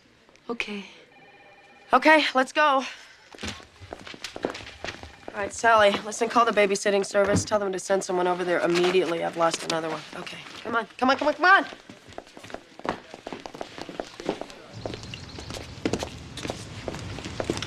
So what's the story? Not sure yet. The trick to this business is following your gut and finding the story. Right now, all we've got is Yes? Mr. Wittenberg. Yes, Horace Wittenberg. Hi, I'm Rocky McCann. And this is Andrew. Hi. Where shall we set up? Set up? Yes, we're from Channel 6. We're doing the story on the Foster families. Please don't tell me they didn't call you. I don't know anything about it. You are the retired couple with the 4 foster children. Oh, yes, but Oh, I'm so sorry. Everyone at the station has the flu. Not us. We're fine. But they have this college kid covering the phones. And, you know, although he means well, you know how kids are. oh, sure I do. I have a house full. Well, come on in. Oh, great. Thanks. We had no idea. We would have been more prepared. Oh, no, no. This is exactly what we want. Real. Now, that's Tanisha and Annie at the telescope. And, well, Dustin's somewhere, and I don't know quite where. I don't know. Mr. Gunnison wears red underwear. Annie! We set up that telescope to watch the eclipse, not to spy on our neighbors. Horace, have you ever seen the eclipse before? Seen them? I invented them. Zelda and I have been around since the dawn of time. Eating donuts with the dinosaurs? Oh, you remember that one, huh? Dustin, this is not a toy. It's your medicine. Now, if you play with it again, you're going to your room. Okay. Nobody ever gave these kids boundaries, and they need them. They need to know somebody cares. Okay. Ready to roll? Okay. Mr. Wittenberg. Well, you know, we raised 6 of our own. I had 1, and Horace had 5. So we knew what a combined family was like. So when ours grew up, well, the house felt so quiet. We missed all the chaos. It just didn't feel right if there wasn't a bloody nose or a broken arm or a lost doll to find or another mess to clean up, you know. We just couldn't stop being parents. And this town has been good to us. We wanted to put something back. So we decided to apply to be foster parents, and it's been wonderful. It must be hard getting close to so many children who may only spend a few days or a few weeks with you. Well, yes, saying goodbye is very hard, very hard. But we know we're setting them off with something they didn't have before. See, lots of love. Horace, he did it again. Tyler, Oh. stop. Excuse me. You must remember that some of these children have come from abusive homes. And when they find a place that they're comfortable in, we let them stay there as long as they need to. Sometimes the door sticks and he can't get out. This is Tyler. He's been with us about 8 months. Tyler, these are friends of ours. Hi, Tyler. I'm Rocky. You okay in there? Yeah, this is where I stay until Horace builds me a tree house. Well, it's nice to meet you, Tyler. Oh, don't close it too tight. Good idea. How about that? Okay. How long does he stay in there? You can stay there all night as far as we're concerned.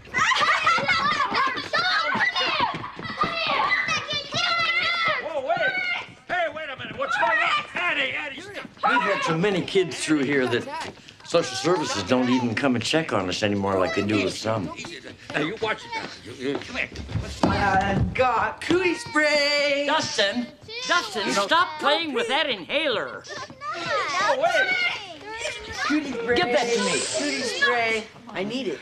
Did you hear what Horace said? You're wasting it. It's mine.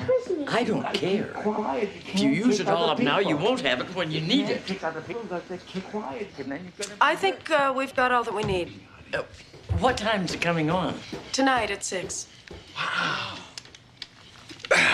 This is gonna make a great story. You bet it is. So, remember to mark your calendar for that lunar eclipse later in the week. And finally, I know there are some special children watching because they were paid a visit today by Rocky McCann and the Closer Look crew. Rocky. Thank you, Monica. The foster care system has come under a great deal of scrutiny lately. So when I received an anonymous tip this morning about a local foster home, we went in for a closer look. Horace and Zelda Wittenberg are foster care veterans, supervising literally hundreds of children over the past 20 years. The big house they share with their current brood of 4 seems like the ideal environment for nurturing troubled kids. But wait till you get a closer look. Horace and Zelda Wittenberg are in their 70s, but they're still old enough to live by the axiom, spare the rod and spoil the child. Now, I know what you're thinking. Raising children is tough, and sometimes you have to punish them. So what do you think about punishing a boy by taking his medicine away from him? Dustin, give that to me. I need it. I don't care. Obviously, Zelda isn't the cozy, cookie-baking grandma she'd like us to think she is. Watch her reaction as this boy, 11-year-old Tyler, takes a time out in a closet. No, don't close it too tight. You can stay there all night as far as we're concerned. Little Tyler has been living with the Wittenbergs for over 8 months. Your tax dollars pay these people to watch after kids who are in enough trouble as it is. I don't know if this is okay with you, but it is not okay with me. That's why I want you to call the Department of Social Services and ask, no, demand that they do something about this. Somebody had better, before it's too late. I'm Rocky McCann. Disturbing story, Rocky. When was the last time social services checked on this couple? Over 5 months ago, Paul. But let's hope it's not another 5 months. And they just let you inside? To them, it was a day just like any other. Absolutely disturbing.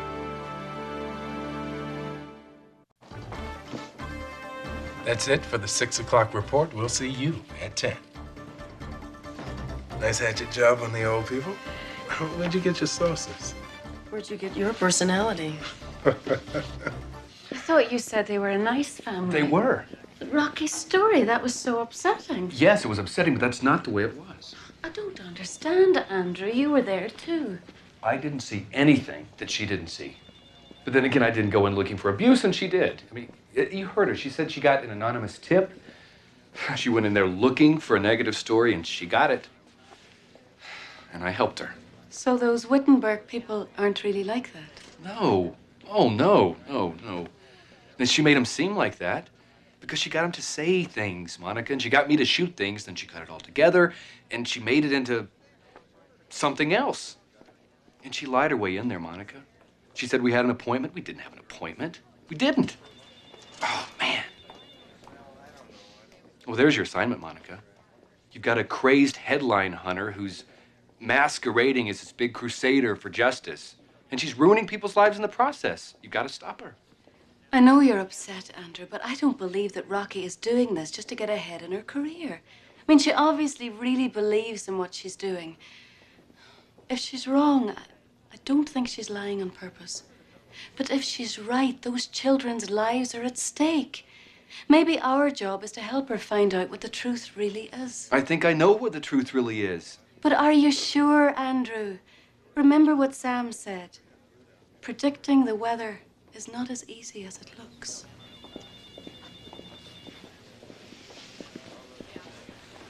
Rocky, I was wondering, are you free for dinner tonight? Sorry, I gotta get home. Nice weather tonight. But get yourself a new angle in that eclipse story. It's getting old. Hasn't even happened yet.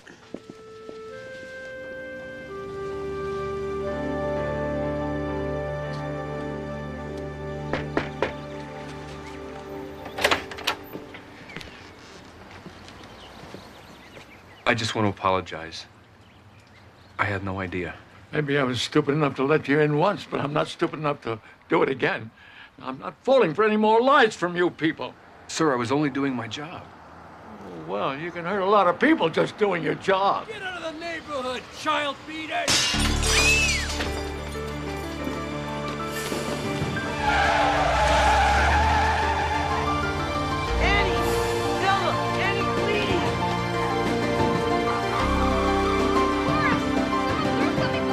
Is everyone okay in here? Get off my property. You caused enough trouble already.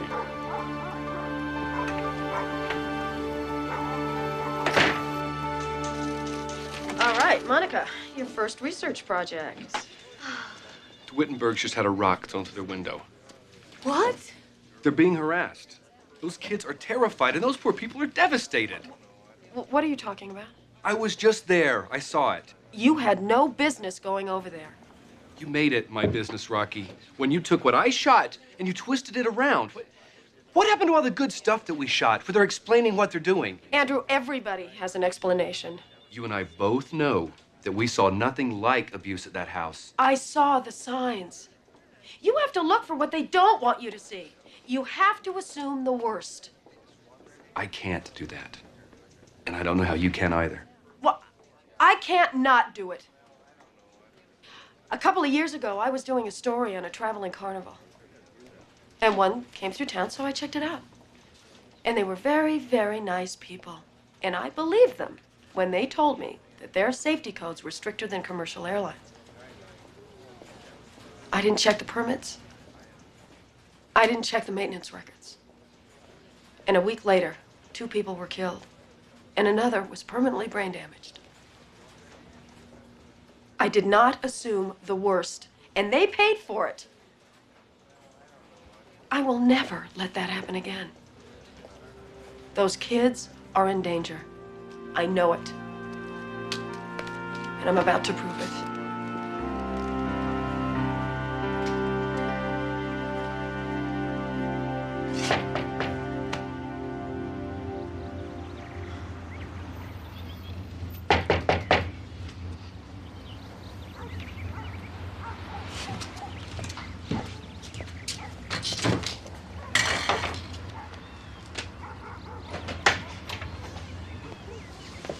Hi.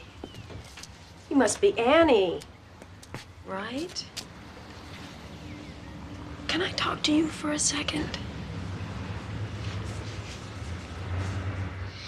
I'm not allowed to talk to anybody. Why? Because Zelda and Horace said it's nobody's business. Is that because somebody hurt you? What happened to your head? Can you tell me who did that to your head? It can be our secret. Zelda did it. I'm warning you. Stay away from my kids.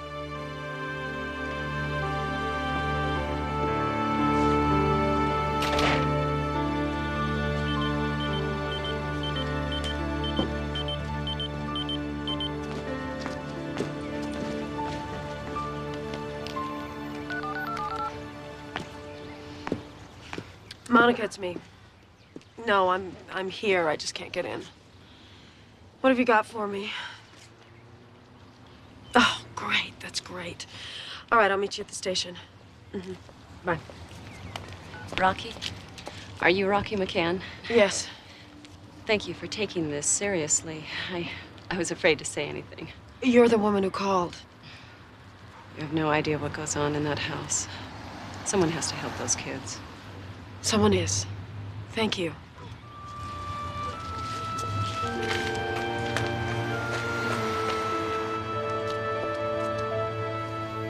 High pressure will keep us cozy and warm for the next several days. And don't forget the lunar eclipse at the end of the week. The sky should be perfect for viewing. I'll have more breaking news on the eclipse tomorrow. And we're looking forward to that, Monica. And now, we turn to Rocky McCann with a closer look. Thank you, Paul. Yesterday, I showed you footage that asked tough questions about the safety of the 4 foster children in the care of Horace and Zelda Wittenberg. Tonight, I have uncovered startling new information that suggests these children could be in imminent danger. My instincts told me there was more to this story, so I went back to the Wittenberg house this afternoon, and I was shocked by what I found. Through a shattered plate glass window, I saw a little girl. Her name is Annie. Her head was covered with a bandage. When I asked her about it, she confirmed my worst fears. She said Zelda did it. I knew I had to dig deeper, and my research paid off. I discovered that Zelda Wittenberg has kept a shocking secret from this community. In 1948, she was arrested for kidnapping her own son during a contentious custody battle. What is to stop Zelda Wittenberg from stealing these children if the going gets tough again? We asked for your help last night. Children have been hurt in the last 24 hours. It's time to act before it's too late. Where is social services?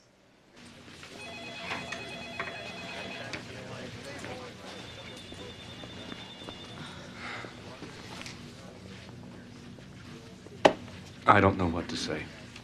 I'm sorry, Andrew. I hate to be right about this, believe me.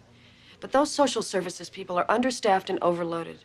Sometimes this kind of pressure is the only thing that will get them to pay attention. You know what your problem is? You're too nice a guy. I gotta go. I've got a new sitter at the house. Monica, thanks. You did a great job. I did the research that broke the kidnapping story. She needs an angel, Monica, not a research assistant. If the Wittenbergs are the ones in trouble, then why were we assigned to Rocky?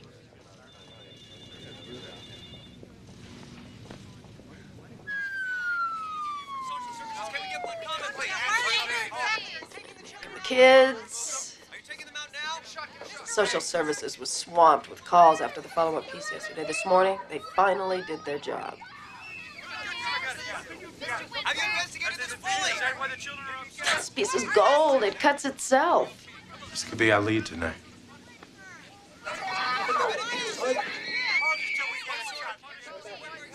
Take these children away from us! No man just doesn't get it, does he? Oh my God, she'll never sleep. Mrs. Whitburn!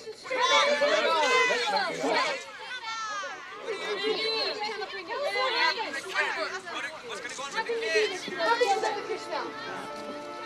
So what do you think about this?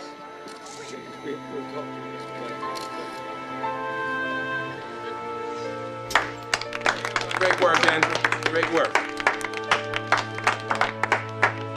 Good job.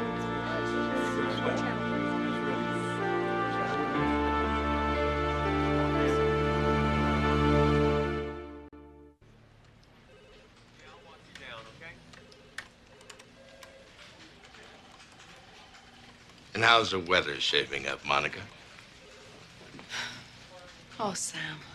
Oh, dear. Something tells me I better sit down.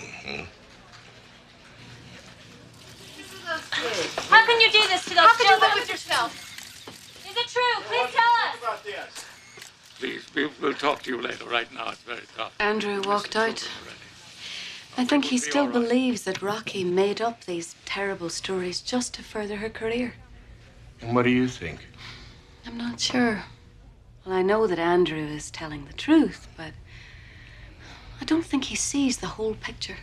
But you have because of what you've seen on television. Well, what I saw, Rocky saw, and I believe her.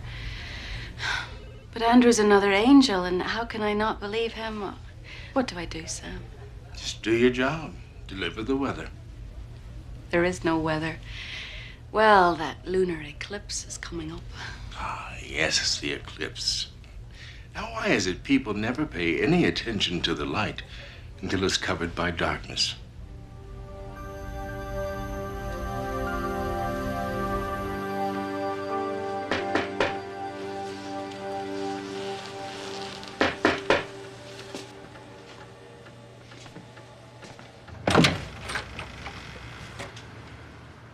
Yes.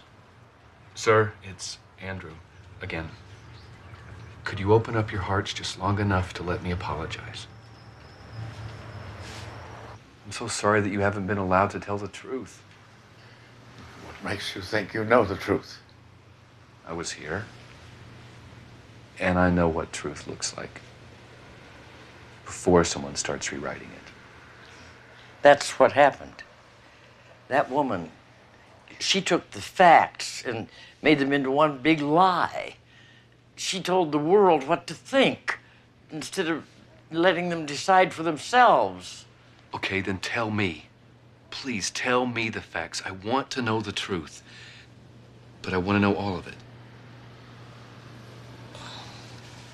Horace, what do we have to lose now?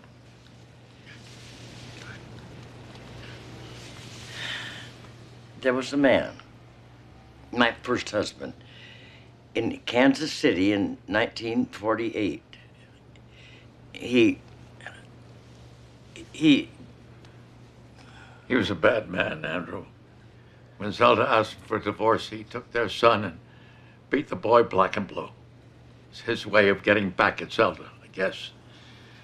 Well, she took that poor boy and ran away across state lines. Well, they called it kidnapping, but when the jury heard the truth, they acquitted Zelda. We wouldn't hurt a child. I know. I believe you. But tell me this. When Annie put her hand to the bandage and she said Zelda did it? I did do it. When the brick came through the window, she was cut by some glass, and I put a bandage on it. Of course. You know, Rocky got an anonymous call. That's what started this whole thing. Police, open up! Police! What's going on?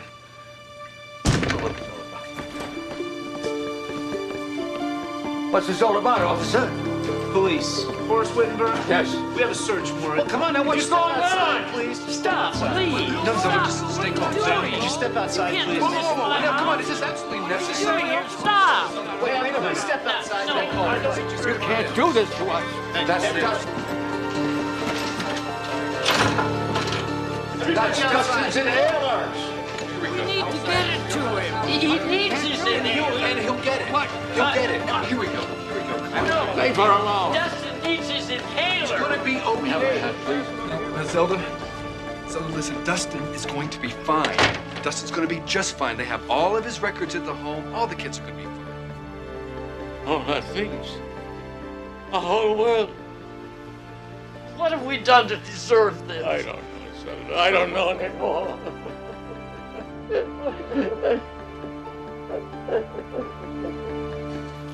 What you up to?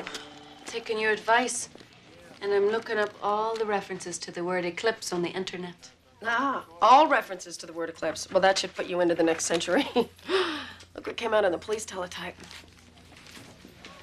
Good morning, Andrew. I'm glad you're back. They're investigating the Wittenbergs. Yeah, I know. They just searched the house. They expect to file charges this afternoon. Not if I can help it.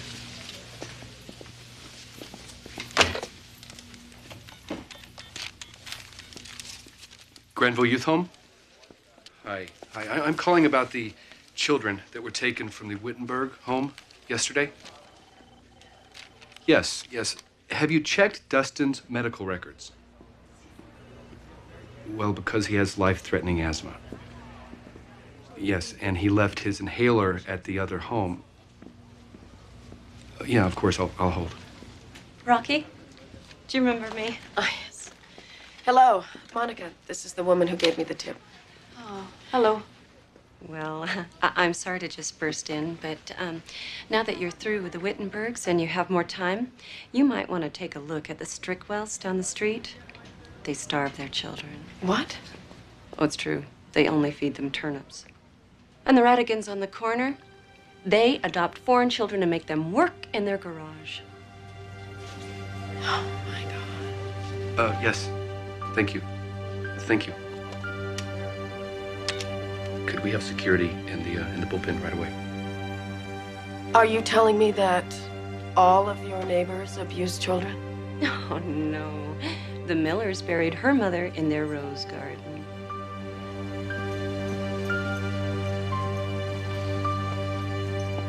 Excuse me. There's someone that you really should tell this to. Would you do that for us? In a heartbeat. Great, thank you. They're right over here. Oh, the Williams make their little girl wear shoes 2 sizes too small for her feet.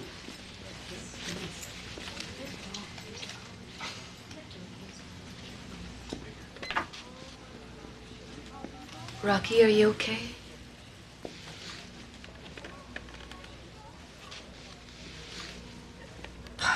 I honestly believed her. I have been trying so hard not to make another mistake. And I just made another one. And more innocent people were injured. Oh my God. Monica, would you please get the police on the line? I'm gonna go over to the house.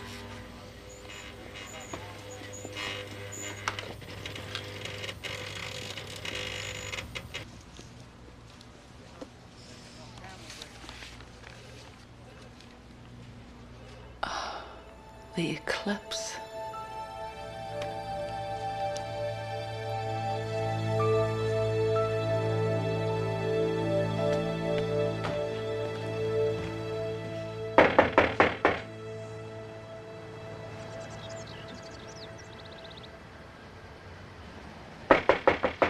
Horace? Zelda?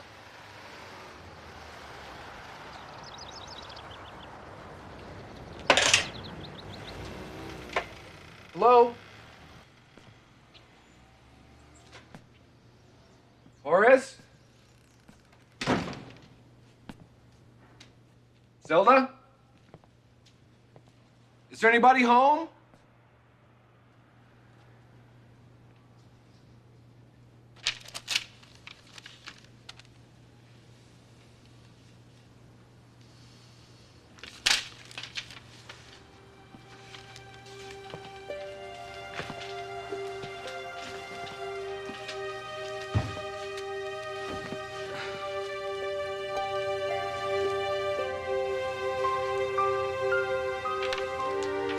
Is this it?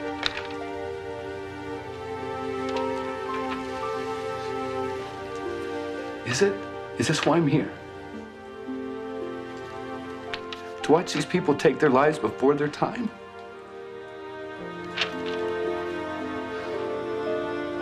I'll do it. I'll bring them home. But I know it's not what you want. It can't be what they want.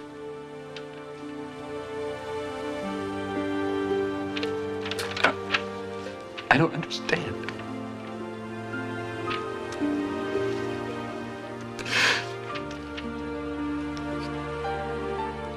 I'm here.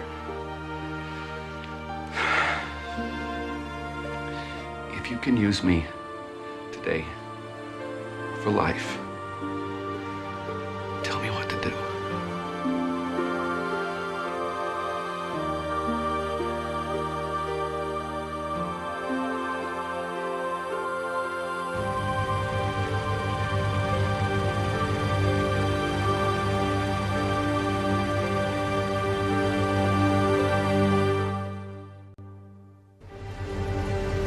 This is best. 47 years together. And I've loved you every minute of that time, Horace.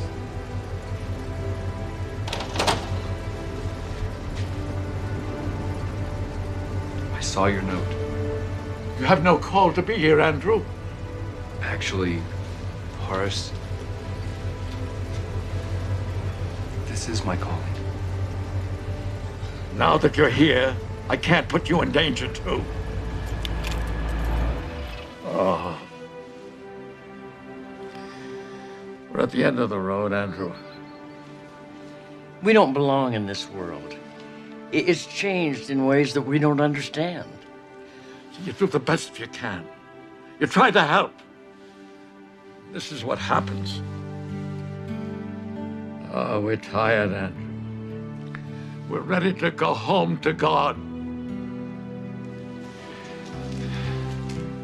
God doesn't want you yet. How do you know?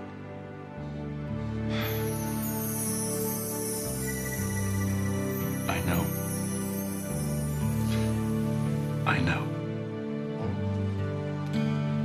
Merciful heavens. Yes, Zelda, they are. There is mercy in heaven, and it can be very hard to find it here on earth. You're an angel, aren't you? I always taught the kids that guardian angels watch them when they sleep. You are a guardian angel. No, I'm the angel who escorts people to the other side. Oh. The angel of death. You've come for us. No, if you were going to die, I would have known that. I understand.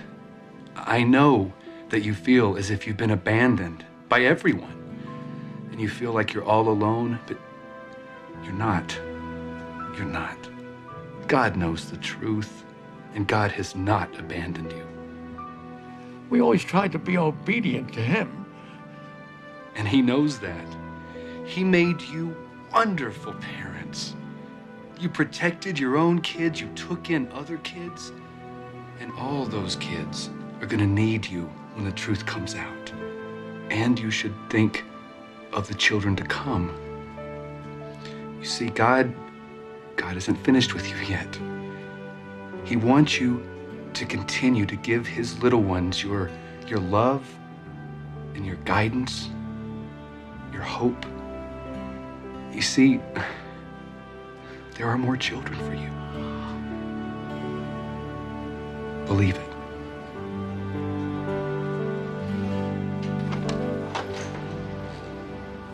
I'm home.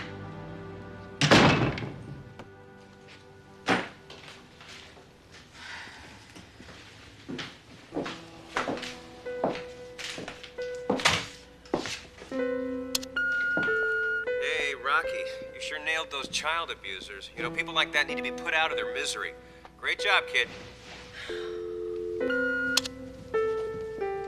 I know I'm home early, but I promise I'll pay you for the full day. Monica, what are you doing here? It's almost 6. You're gonna miss the news. So are you? I don't even know what the news looks like anymore. And I sure have no business trying to report it. It's not that easy. I can see that now. Andrew believed that the Wittenbergs were innocent. He was right. I thought you were sincerely trying to do the right thing. I was right. And you knew there was more to that story.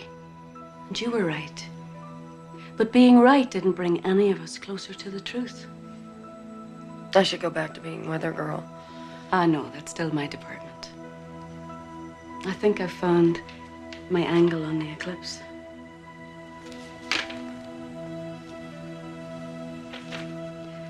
A bystander, Dr. William L. McCann of Fort Wayne, received serious head injuries when debris from the faulty Ferris wheel known as the eclipse crashed to the ground. The Fort Wayne obstetrician, husband of local newscaster Rebecca McCann, remains in critical condition. They gave us free passes. Bill hadn't had a day off in weeks and weeks, and we thought it would be a silly, fun thing to do. So I took him back there after I'd finished my story. I told you I had a good reason for being pushy. People got killed. My own husband was almost killed because I didn't dig deep enough. So I became Rocky the Crusader. And from that day on, I did not leave one stone unturned until I found the truth. And look what happened. Another tragedy. And more lives destroyed. You know, a lot of people think that the word news comes from N-E-W-S. North, east, west, south. It's not true. It doesn't. But it got me thinking. That's where the news comes from. The four corners of the world. But where does the truth come from? Someplace else entirely. I come from a place where truth lives. I'm an angel. And all the facts and figures and research in this world cannot explain me, because I'm not from this world. Sometimes when I'm here, I can see how easy it is to get caught up in facts, and how simple it is to see things with our hearts and our heads instead of our spirits. Your head told you that the Wittenbergs were bad people, and your heart told you that you were a bad woman. And you allowed yourself in both cases to become both judge and jury.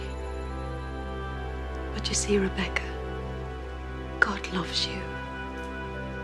And he wants you to be his child, not his avenger. You find facts, but let him reveal the truth. Because only he knows it. All of it. God loves me more than you know. How can he ever forgive me for what I've done? He already has. You make a better angel than you do a weather girl. Would you like to meet my husband? Yes.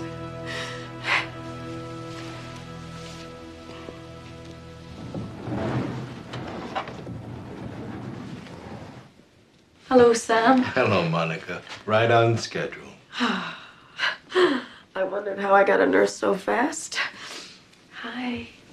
Hi, Annie. I want you to meet someone.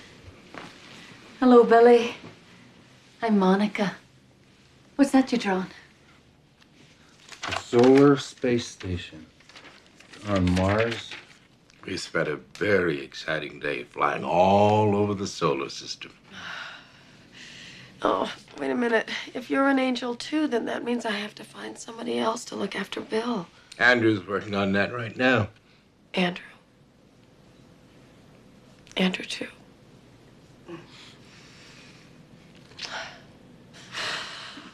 Those of you who have watched me through the years know that I say things that other journalists might not say. So, here I go again. I was wrong.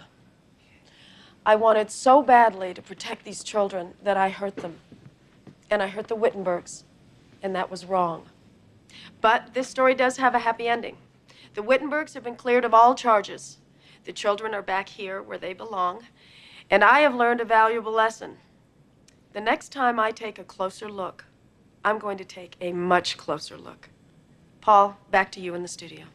And we're out.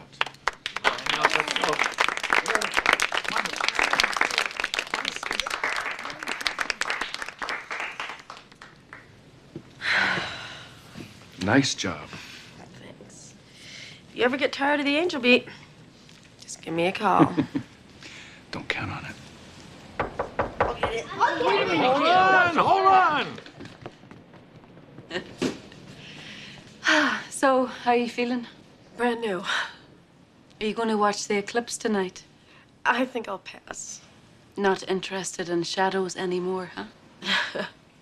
Hello. Hello, children. My name is Sam, and I've got somebody here I want you to meet. Excuse me.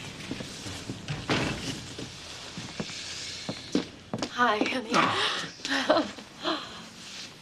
You guys, I want you to meet my husband, Bill.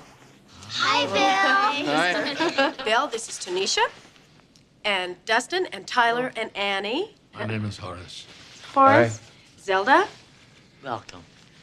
You guys, Bill is going to come and visit you every day now while I'm at work. What do you like to do, Bill? I like to eat cookies. I like him. Chocolate chips, here we come. You want to see my I'll be right closet? with you. Sure. Want to play Really baseball? cool. Wanna come Okay. with me? Play with us, me and Justin. What? Monica,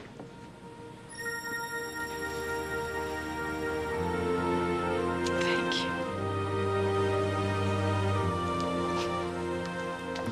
You know, it's too bad that Tess isn't on this case. These are her favorite cookies. No, Andrew, it's oatmeal she likes. Well, I happen to know that Tess's favorite cookie is a peanut butter pecan crunch with coconut.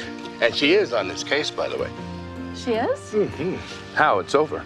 No, not for 2.5 minutes. So where is she? She's on loan in a department. The Department of Natural Phenomenon and Acts of God. Oh, that's great. Oh, it's beautiful.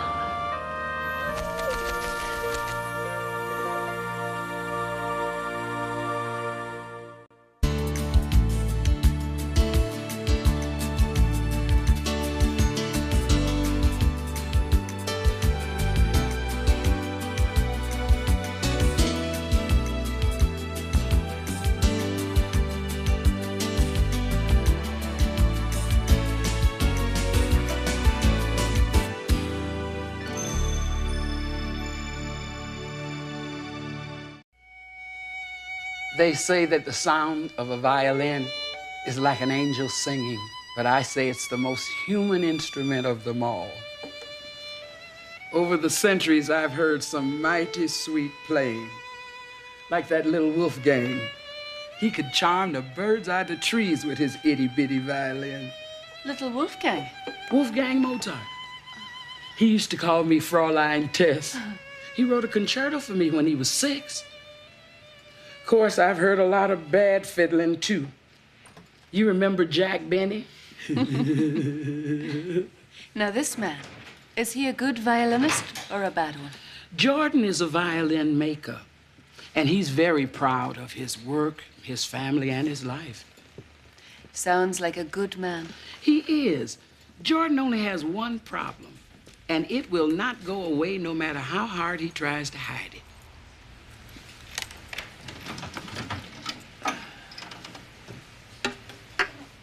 A violin? That's his problem. Well, his problem started the same time the violin did. He's been working on it for almost 30 years. Now each day he just sits and stares at it. Well, why doesn't he finish it? It's got a flaw. At least that's what he thinks it is. He likes everything perfect, and that violin is not perfect.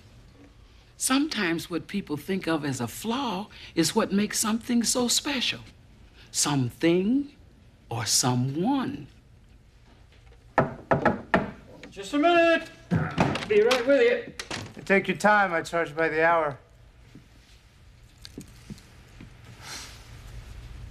Tony. Merry Christmas, Dad. Well, it sure is now. I don't believe this. I was just waiting for my next apprentice to arrive, and You want me to come back another year? Oh, no. I've waited too long for this. Welcome home, son. Tony was born on December 25th, the same day that Jordan started working on that violin. And your job is to see to it that he's finished by Christmas. But that's only 3 days from now. Well, that's all the time that we've got left, and that's all the time that they've got left. God wants to give this father and son something special this year. And what's that? A violin lesson.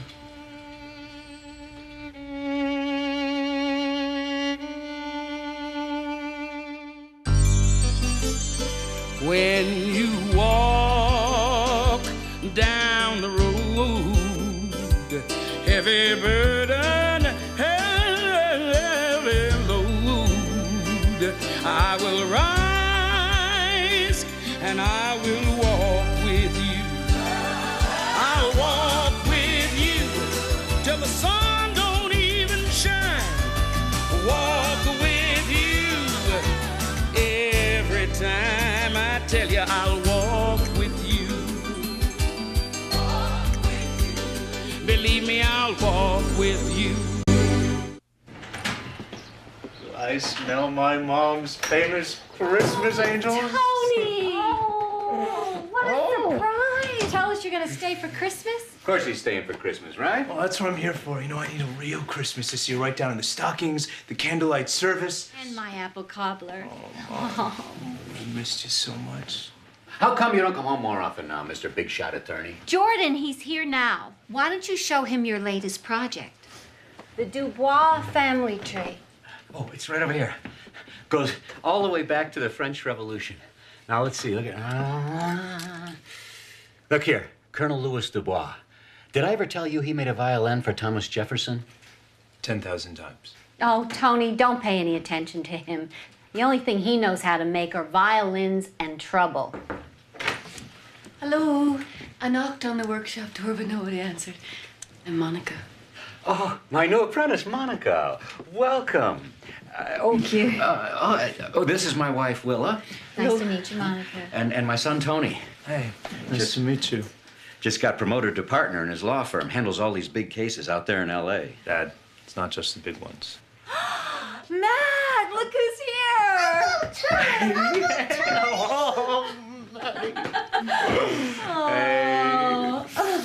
Monica, this is my sister Nora.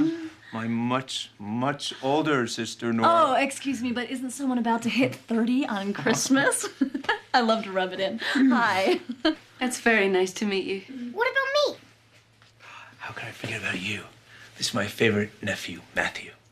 I'm your only nephew. Hello, Matthew. It's a pleasure to meet you. Oh, I'm in the middle of a big case. I have to call in every couple of hours. Be right down. You look tired, Tony. Oh, it was a long flight, Mom. It's nice meeting you, Monica.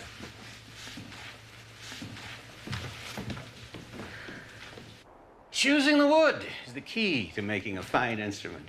Take this one, for example. Look at the pattern of the grain, the density of the fiber. Every detail must be perfect. A flaw in the wood is a flaw in the music. If I'm not mistaken, your name is French, Dubois, and it means from the wood. My last apprentice didn't know a viola from a violin. So what's in here? Just an old storage cabinet. Why is it locked? I lost the key years ago. Oh, we better get started. The Chicago Symphony is waiting for this. Just needs a little polish.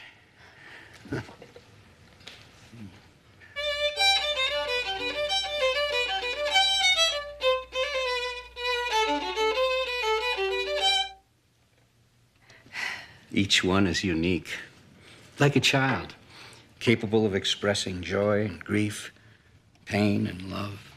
You must be very happy that your son is home. I named him after one of the greatest violin makers in the world, Antonio Stradivari. Tony was the most gifted student I ever taught. But then when he was a teenager, he just stopped. Why?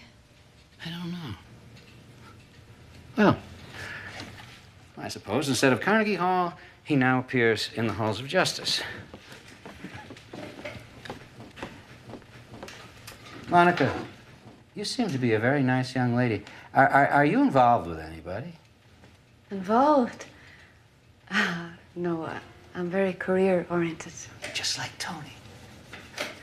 I couldn't help noticing the sparks flying between you. Sparks? Hey, it's time to pick out the tree. Come on, Monica, you are going to love this. Come on. Keep up, everybody. Come on, here it is. Here it is. Monica, you see these trees? These are the secrets to my success. Dad's got some of the best blue spruce in the country. Look, perfect for violins. And Christmas trees. Grandma? Yes? Aren't I old enough to pick it out this year? Well, I don't know why not, huh? All right, but remember, it's got to be lush and full. No scraggly limbs, no crooked trunks, no bald spots. The really great trees all shine. Dad's not picky or anything, you know? Okay, let's split into groups or else we'll be out here for hours. Monica, why don't you go with Tony? Go ahead, go ahead. Me too. Go ahead. Oh, good. What are you doing? No.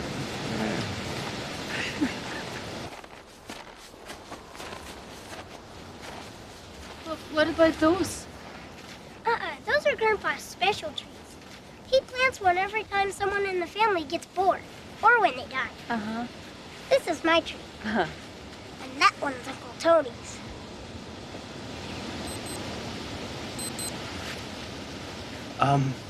No, we better head home. Not without a tree. Please, Uncle Tony. Okay. But what about that one? We already looked over there. We found it! We found the tree! We found the tree! Come here. It's right there. Perfect. Congratulations, Maddie. Great. Monica was the one who really found it. I just helped. Hey, Maddie, have you told Monica about our other tradition? The one that comes after we find the tree?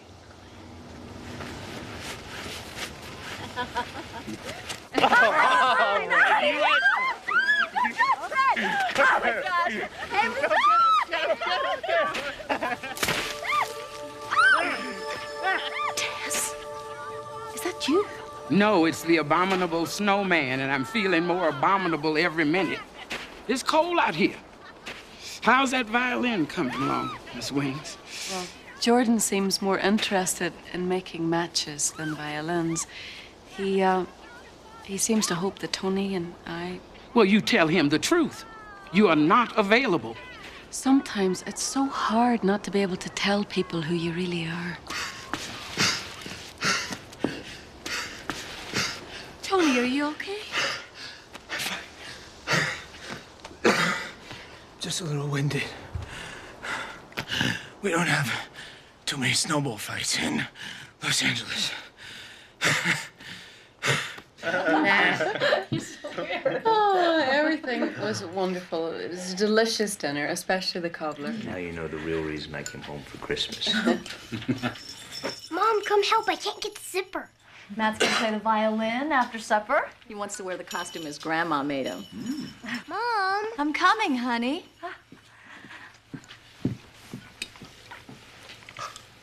Mom is so good. Thank you. Yeah, if you were married, you could eat this good every night. Do you cook? Jordan. Dad, please, would you cool it?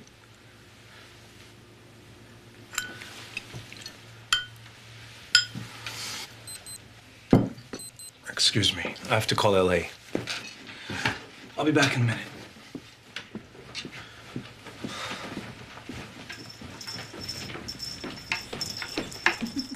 Where's Uncle Tony?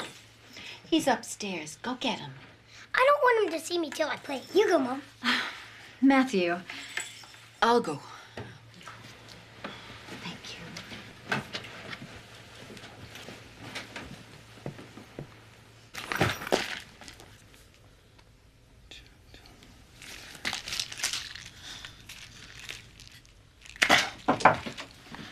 Please shut the door. Sorry. It's okay. What's wrong? I can't get this open. Let me try.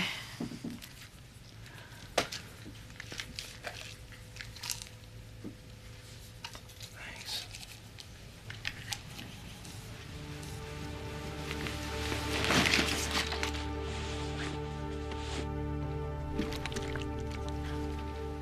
Christmas used to be my favorite holiday. The truth is, I didn't come home to celebrate Christmas or my birthday. I came home because I'm dying.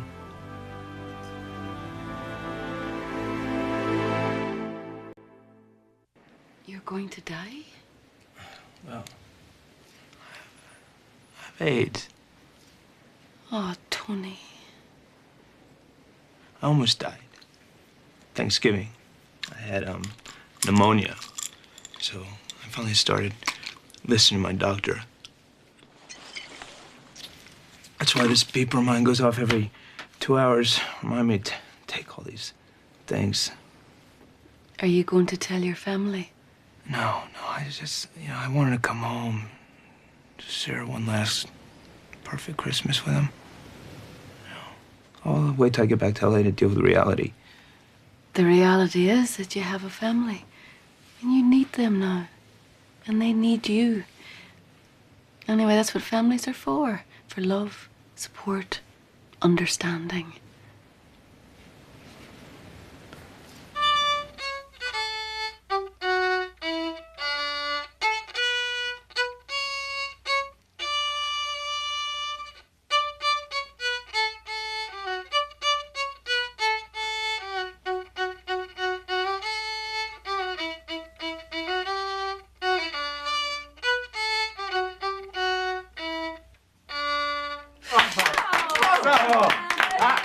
I would like to propose a toast.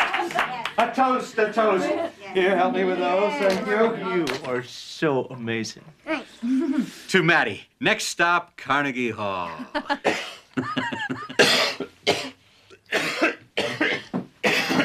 Do you have a fever? No. You're warm. I'm fine. Thanks. I want to, say something.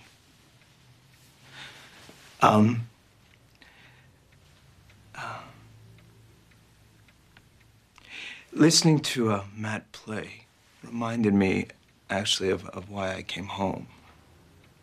I want you all to know how much I love you. Okay? I mean, no matter what. We love you too, Tony. Is something wrong? What could be wrong? He's home with us. It's Christmas, right, Tony? Yeah, Dad, everything's perfect. Oh, Matt, did you know that it used to be my violin when I was a kid? Will you play something on it? Well, I'd like to, but, it's too small for me now. Hold on. Don't anybody move. Here. Come on. Look, I haven't played for years. It's like riding a bicycle. You never forget. Come on. Oh, come on. Make it my Christmas present. It's the only thing I want this year. Not tonight, Dad, okay? Look, I'm really tired. How can that violin be so important at a time like this? What does it matter if it has a flaw?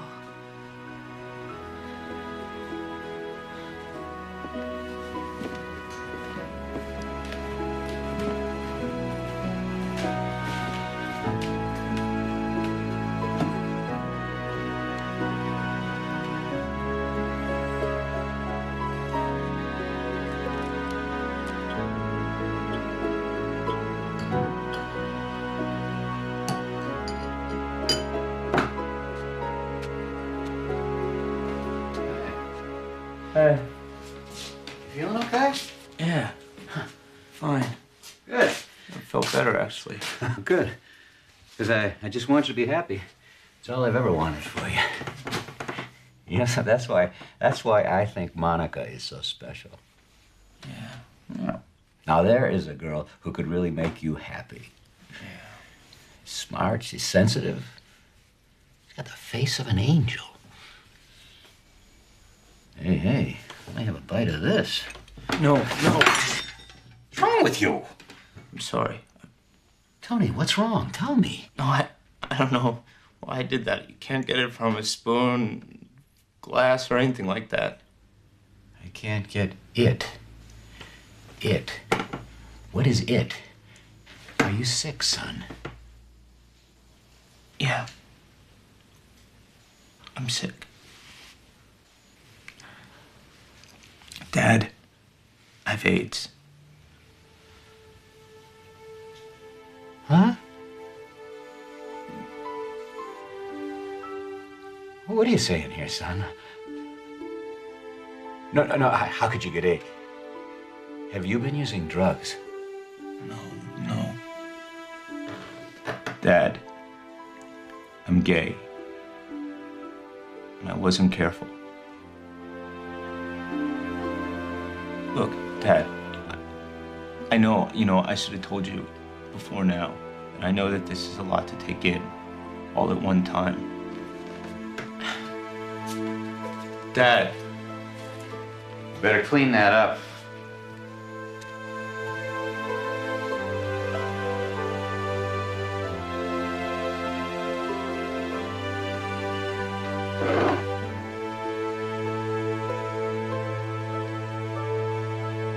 Good morning, sleepyhead. Morning, Dad.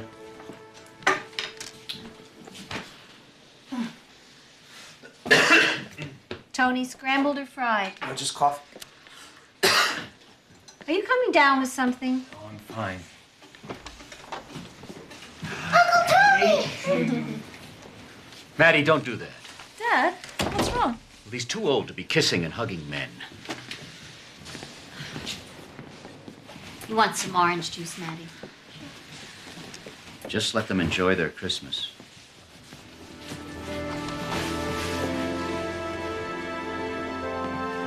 Don't mind Grandpa. He didn't sleep very well last night.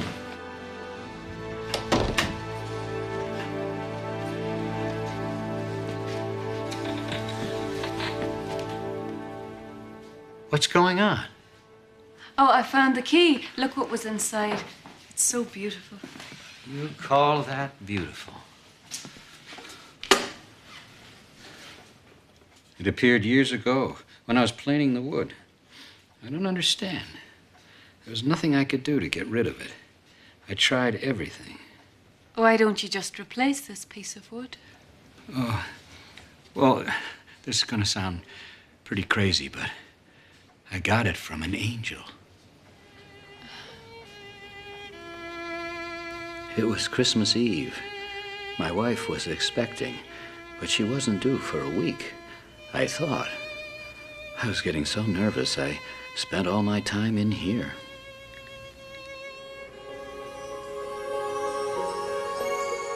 Jordan Dubois, I am an angel sent by God to bring you two things.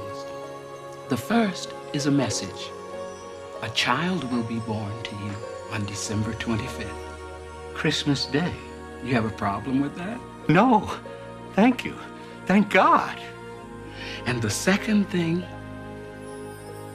a piece of wood. Think of it as a violin yet to be played. It's a gift from God, as your son is a gift from the Creator. And each has a beautiful tune to play, each in its own time, and each begins its life tonight. Next thing I knew, she was gone. Tony was such a beautiful child. He still is. I don't want to talk about it anymore.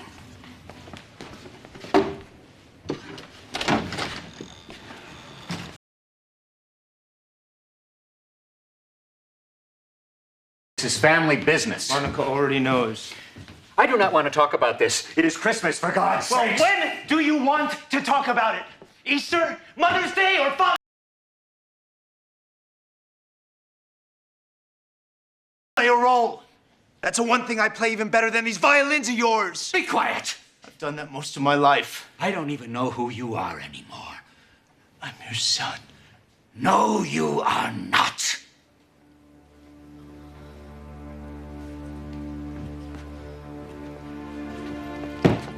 Tony, he doesn't mean that. Oh, he does. See these pieces of wood? This chip, this crack, this wormhole. This is a scrap heap.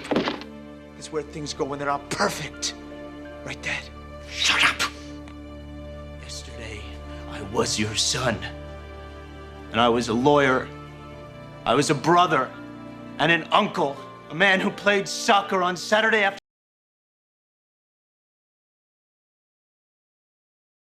music and cars and apple cobbler. And I was gay too.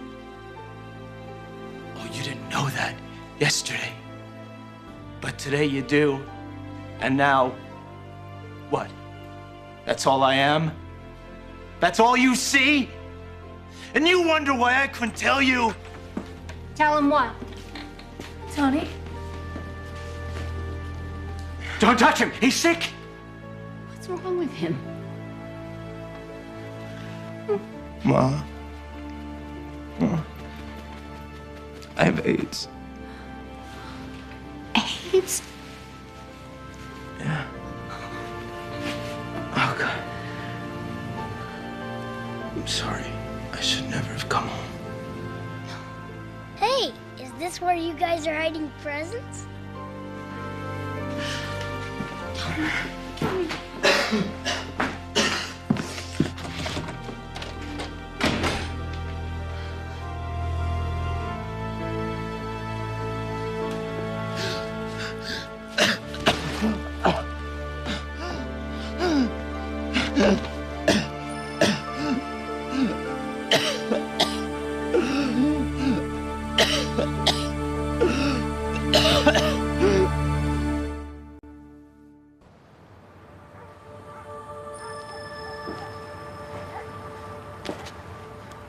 don't understand. 1 minute Tony was fine, and the next he... That's the way it can be with this disease. You know, there's so much that the doctors can do now, but it's too late for Tony. But at least he's in a good place. This is a great hospice. Did you see the snowman? Yes.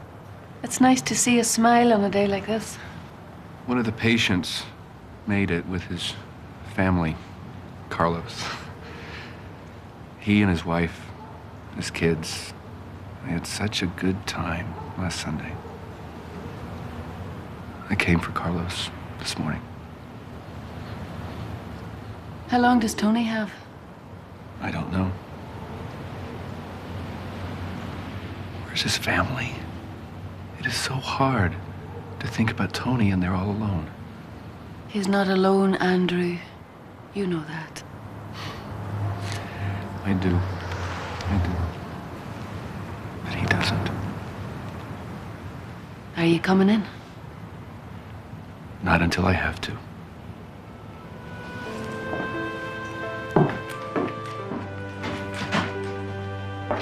Looking good. Don't let it get too clumpy here now. You talking to the icicle queen. Monica! Happy Christmas Eve, as in the day before Christmas. How's that violin coming? Tony is dying. Who cares if Jordan finishes the violin? God cares. Can't get Jordan to even look at that violin. He just sits there and stares out into space. It's the same thing with Tony. Praise the Lord. Looks like we're finally gonna make some progress around here. Daddy, I can't believe you're acting like this. I'm ashamed of you. Are you coming or not? How can you love your son 1 minute and then turn your back on him the next? He lied to us. He lied to us all these years about who he was. Did he lie, Jordan? Or did we lie to ourselves? Maybe we just saw what we wanted to see. When I realized how lonely he must have been. And how much of his life that we've missed. I've only had one dream, Willa. To be a good man, good husband, good father. To love my family. To leave the world a better place for my children. So that they can do the same with theirs. That's how I was raised. I'm a Dubois, and I'm proud to be one. Are you blaming Tony for who he is? No. I blame myself. Jordan Dubois, this isn't about you or your family name. It's Tony's life we're talking about. I am his father. I loved him. I taught him. I fed him. For God's sake, Willa, I tried to mold his character into a complete... Damn it, Jordan! Your son is not a violin. He's not an instrument that you can just carve to your specifications. He is the good, loving son that we wanted him to be.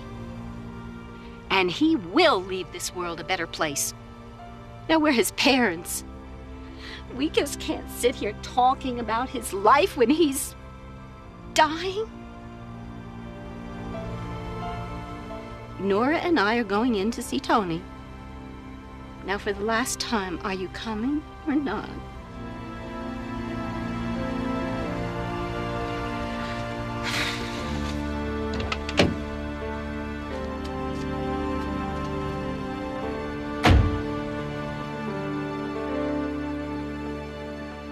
Tony. Tony, honey. How you feeling? Okay. Hey, Nora. Tony. I left your Christmas presents in the hall. I'll be right back.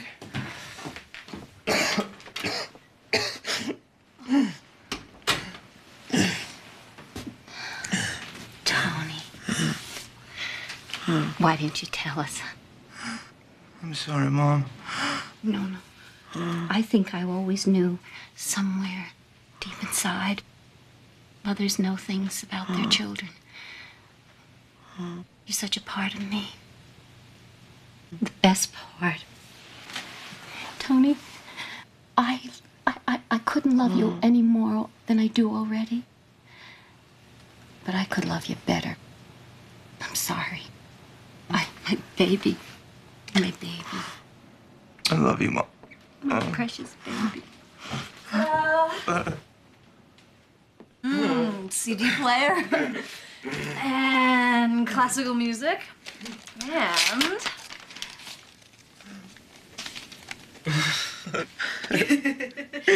Chipmunk Christmas. I love that.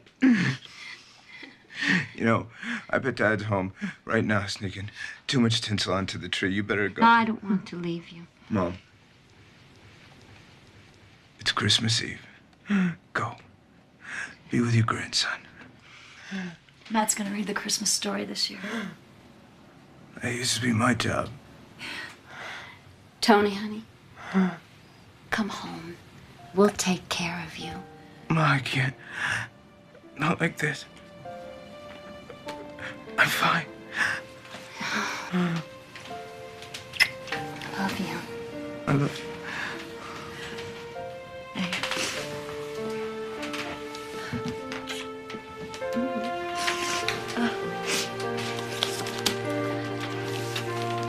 Listen here.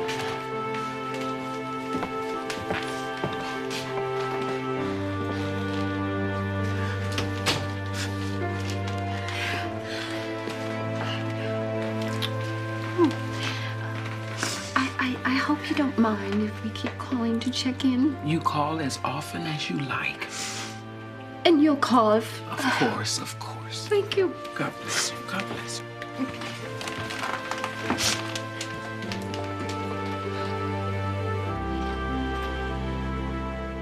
And she brought forth her firstborn son and wrapped him in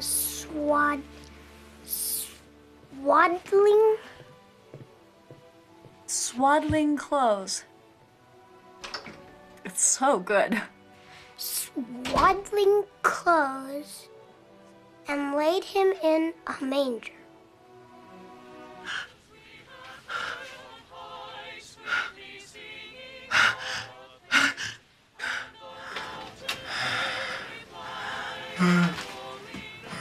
How you doing, Tony? Not great. You need a little more morphine? Yeah. Remember what I said about hallucinations?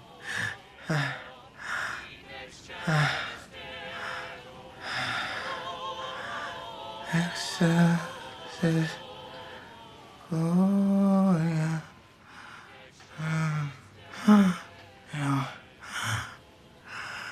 You know, I'd like to see one of those angels. If you saw an angel, what would you say? I'd say, tell God I'm sorry for turning out the way I did. I know I'm a disappointment. No, you're not. In God's eyes, you're his beautiful child. Now you're hallucinating. I am an angel. I was sent by God to bring you a message. No! You have not disappointed God because you can't surprise God. He never expected you to be anyone but who you are. You just didn't expect him to love you. But he does. That's not what I heard. What you've heard were words of someone else. Words of hate and confusion. But God is not the source of hate and confusion. God is the source and the completer of your faith. And that's what you need right now. Faith that God really knows who you are. No, you're not perfect. No one is perfect, Anthony. No one. But God's love is perfect. And no one can love us better than he does. This was a punishment. This is a disease. And it is going to take your body. But don't let it take your soul. And when it gets real bad, hold on to your faith, baby.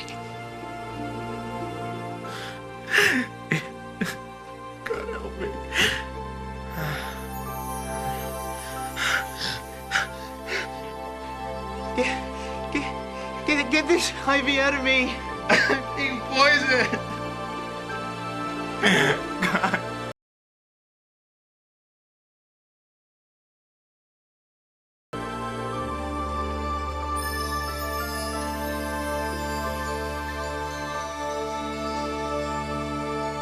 It's like the truth, Jordan. It won't go away. No, I can't talk right now. I'm working. Tony is very sick. He needs you. There's nothing I can do for him. You can love him. Love is no cure for what he has. There is no cure. Not yet, but there's peace. And you can help him find that. I don't know what else to say.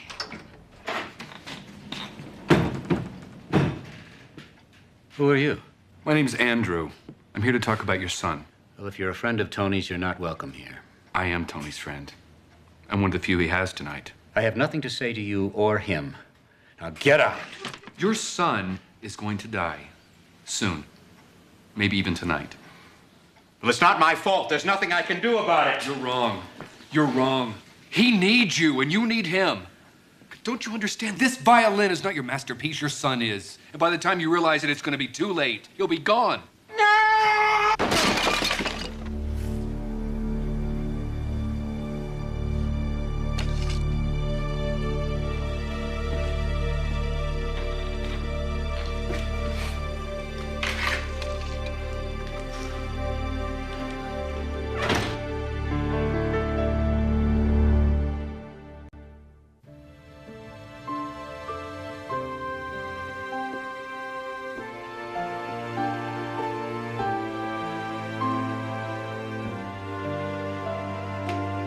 You know what gets my goat on Christmas?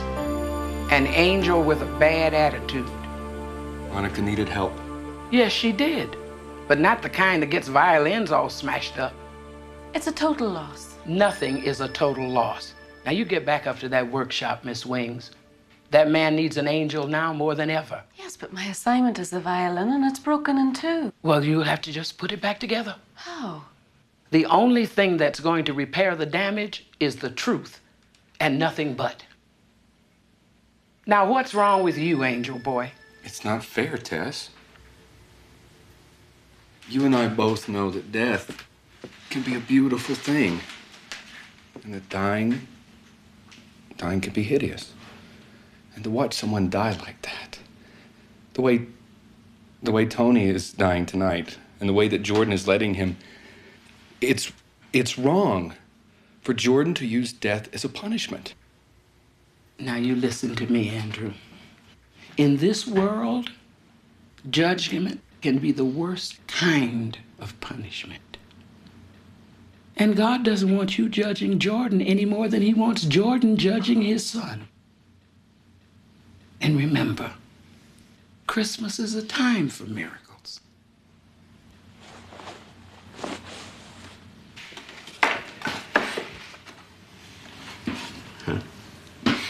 All those years of work, gone. Ruined.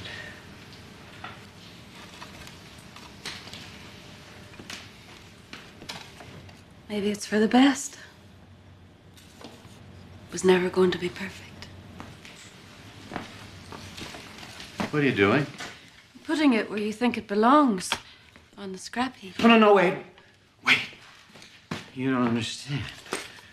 Yes, I do. It's like a child to you, capable of expressing joy, pain, love, grief, everything that the human heart can hold. But what happened to your heart, Jordan? It's broken. My heart is broken. Why? Don't you understand? An angel appeared to me when he was born. He had to be perfect. No. The only thing that he had to be was Tony. I am an angel. A messenger from God. And I have been sent here to help you see the truth. The truth is that your son is not the person you want him to be. It's too late for Tony. He can't change. I'm not asking him to change. I'm asking you. Are you telling me God wants me to be happy about this? God wants you to accept your son for who he is. He's gay. He is your son. What is an angel from God doing on the side of a queer? Nothing that is made by God is queer. God loves all his creations. Neither of you is perfect, for many reasons. But you don't have to be perfect to receive God's love. In fact, no one ever is. You see, every person on this earth is like a violin. And whatever wood we are made of, the music is always the purest and the most beautiful when we put ourselves in the hands of the Master. What's going on?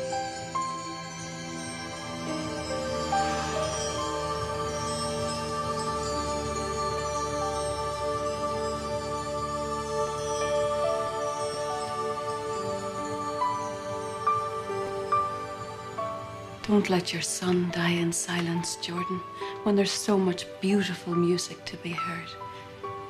He is going to die. God will be there.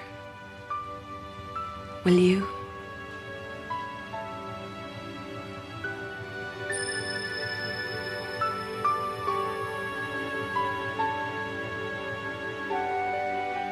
Tony? It's me, Dad. I'm here. Why? I wanted to give you something. I don't play anymore. Why, Tony? Why did you stop? It's for you, Dad. For me? When I was a teenager, I began to realize who I was. That I was different. And I felt so flawed. I wanted to kill myself. Kill yourself? Dad, when you taught me to play, you taught me to open my heart. Let my feelings out. But I couldn't keep doing that. Not after I realized the truth about who I was. Not if I wanted you to be proud of me. To love me. So, you gave it up for me? I thought I could hide the truth from you. From the family. From God. I just wanted you to be happy. To know the joy of having a child, a beautiful son. Tony, I love you. What? I said, I love you. And God loves you too, I know that. Daddy, hear that? Hear what? Oh, the music. Music? Let the music in, Tony. I want you to let it in. Oh, Dad, I hear it. It's all around me. What does it sound like? Violins. Violence.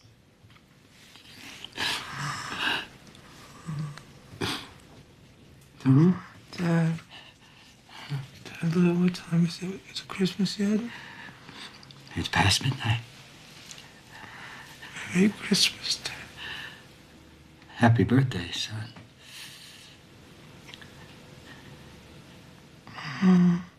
Tony, is there anything I can get for you? Honestly, I need to sleep. I'll play you a lullaby.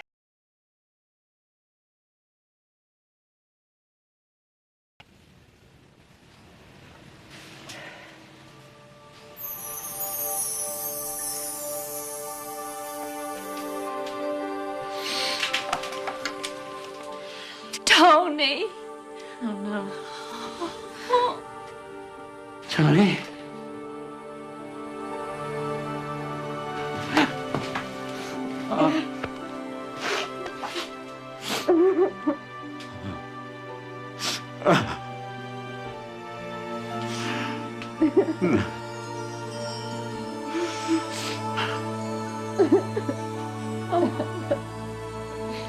Tony. I'm Andrew. Don't be afraid.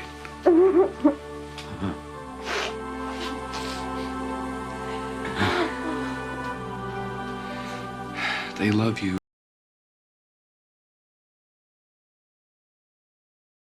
Live in their hearts forever. Like a beautiful melody.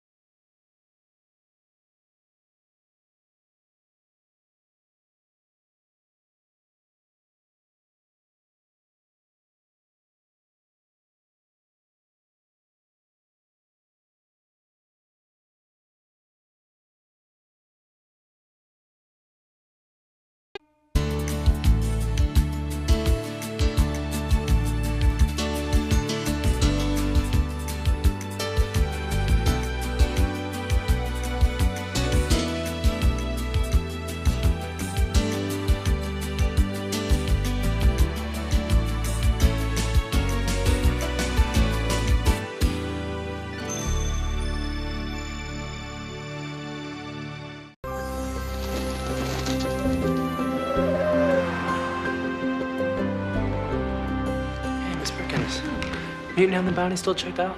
Let's see. No, it came back yesterday. Check the third aisle, 1, 2, 4 shelves down and 2 over. Okay. Thanks. Aye, aye, sir. You know, Tess, if I could be anything besides an angel, I think I'd like to be a librarian. Well, why would you want to be anything other than an angel? Well, of course I wouldn't, but if I were anything besides an angel, wouldn't it be wonderful to be a human, teaching other wee humans to read? It's like giving a child a key to her future. And look at that lady, how she does it with such style and creativity. That's Charlotte. She should be a fun assignment. Well, I wouldn't exactly say fun. And I wouldn't say she's your assignment because she's not. She's the mother of your assignment. Why am I meeting my assignment's mother? Because you've got to know where you're coming from in order to understand where you're going, Angel Girl. Parents and children think about the past very differently. There's a whole section about it over there in aisle 7. Never mind. That's your assignment. Hi, Sarah. What are you doing? I am posting an ad for a new assistant in the studio. Oh, what did I do now? Oh, come on, Mother. We have talked about this. I'm trying to make plans for the future, my own plans. I really appreciate everything that you have done for me, but I don't want your help anymore. This is my studio, my career, and I would really like to do it myself. That was the first sentence you ever said as a baby. Do it myself. Yeah, well, maybe it's time you started listening. Oh, Sarah. Mother, believe me, this is the right thing to do for the both of us. I am not firing you. I am just... You are firing me. But hey, it'll leave me more time here at the library. Hi, Miss Perkins. Hi, Julie. You are the very first one for story time. And you know what that means. You get to wear the hat. Oh, you know, our story this week is all about the American Revolution. Mother. Yeah? I really need to go. I have 6 roles I need to develop. But I would like to discuss this later. Sure, sweetheart. We'll discuss it when you are swamped, have nobody to turn to, nobody to trust, and you realize you shouldn't have fired your mother. This is my daughter. She's just declared her independence.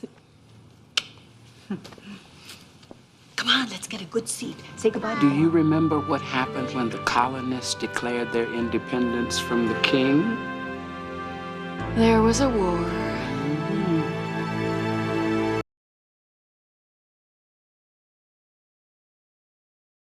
Walk down the road, heavy burden, heavy load.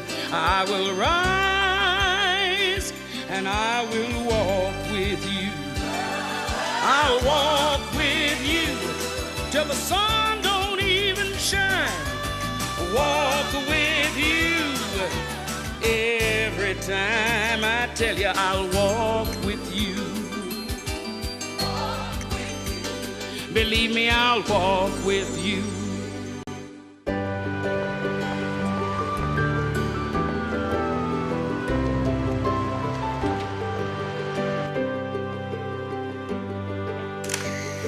Yeah.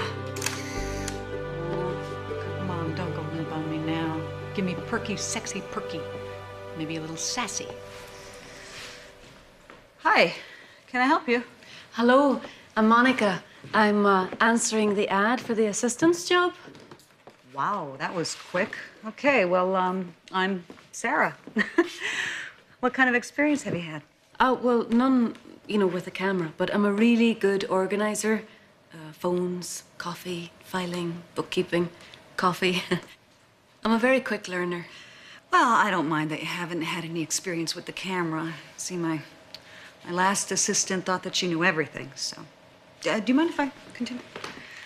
She started out as my silent partner, but before I knew it, she was here all the time, negotiating with clients and demanding payments before they were even due, generally just driving me crazy. So finally, I just had to let her go. But there are other things that she's better at. Like being a librarian. Oh, you met my mom then. Aye, she saw me looking at the flyer on the bulletin board and gave me a kind of a pre-interview. Actually, she told me to tell you that she approved. Oh, you want to know something crazy? She's probably right. But when can you start? When do you need me? Immediately. You see, I am taking a break from the unspeakable glamour of print advertising, and I'm going to Bosnia soon to work for a journalist friend of mine. Jeff works for most of the major magazines, and he's working on the International Rescue Committee and wants me on this assignment with him. He's been after me for years to get into the real world, and it's what I've always wanted to do, so. Why did you wait until now? Do me a favor. Don't tell anyone about this trip. Anyone. And remember, I'm the one you work for, not my mother. Come on, I got some film in the soup. I had the inclination and the time to volunteer. It's sort of like a calling. Yes, exactly like one. Timmy. Timmy? Oh. Now, how many times have I told you if you can't reach something, use the encyclopedias? They're so much sturdier. These little books are gonna fall right over. Which was it, this one? Okay. Here, check it out. Be on your way. Thank you. You have quite a way with children, Charlotte. Your daughter must have had a wonderful childhood. That's exactly what I keep trying to tell her. So your mother brought you up alone? Oh, yeah. Things changed pretty much after Dad left. Mom just kind of flipped out. I mean, she never even had a job in her life. She did manage to get this dead-end job, answering phones for a portrait photographer. I have these memories of doing my homework in the waiting room. I can never smell developing fluid without thinking of English papers or algebra. But the good news is that that's what got me interested in photography in the first place. Mother even bought me a little camera just to keep out of her hair. I don't think she flipped out at all. About this one. Oh, perky and sexy industrial tape. Huh. Did your mother ever work when you were a kid, Monica? I don't have a mother. Oh, I'm sorry. Ah, no, it's okay. I do have someone who looks after me. It's very nice. Oh, nice, huh? They must live in another state. Ah, yes. A totally different state altogether. Oh, well, you see, that's the key. You keep the people that you love as far away from you as possible. This was Sarah's first camera. It's just like the one my father gave me.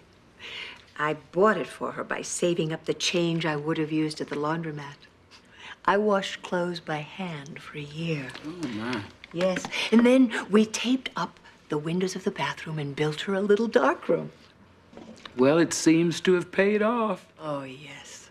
I helped her become a stable businesswoman, even if she doesn't know it. Let me show you my favorite thing in the whole library. Look. Do you see this signature? Robert Frost once checked this book out. He held this very book in his hand, turned the pages with the same fingers that gave us his great poetry. Why, this little piece of paper is a museum piece. But history like this gets forgotten now that everything is computerized. Nothing meaningful is ever really forgotten. It's always there for the people who are willing to look for it. That's right. Yes.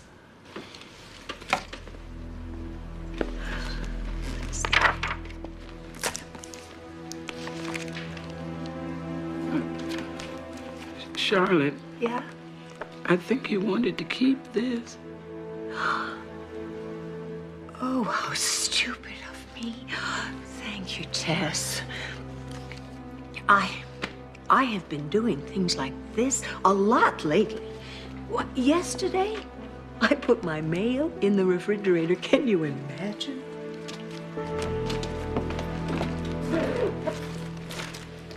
Excuse me, I'm looking for the Great Hardware catalog photographer. I gotta get a bell for that door. Hey. Monica.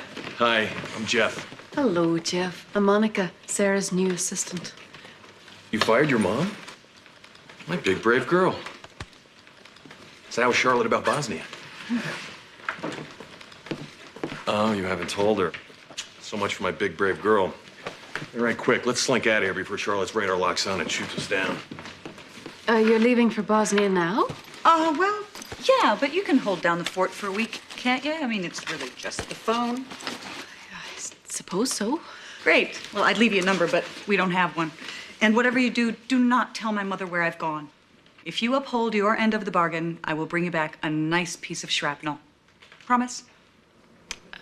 Promise. Great. You are an angel. Come on. All right. Got the bags packed, the reservations are made. I'm really doing this. My, you're a fast reader. I think you're ready for the young adult section. Aisle 9, honey. Someone's not quite so happy. Well, she's worried about her daughter. Sarah, call me, please. This past week has really taken its toll. That girl could tell her mother something so the poor woman doesn't worry so. It's just common courtesy. Nobody likes to feel they always have to report to somebody, Tess. Oh, really? Well, all I'm saying is that Charlotte should understand that Sarah has a life of her own and she shouldn't have to hide it. Tess, are you the same when you're not with me? I mean, what do you do when we're not together? First of all, I love you, angel girl, but I am not your mother. I'm your supervisor. Secondly, how I act on my own time is my own business. Third, we have an assignment here about those two, not us two. Andrew, is Sarah? No, she's fine. She's fine. She had a close call over there, but she's on her way home and she should be here tonight. Good. Andrew, what do you think that Tess does when she's alone? You know, when she's not supervising us? Well, I don't know, Monica. I guess she just sits in a corner and waits to be needed by us. Well, seriously, I asked her and she told me in so many words to butt out. What should I do? I don't know. How about, butt out?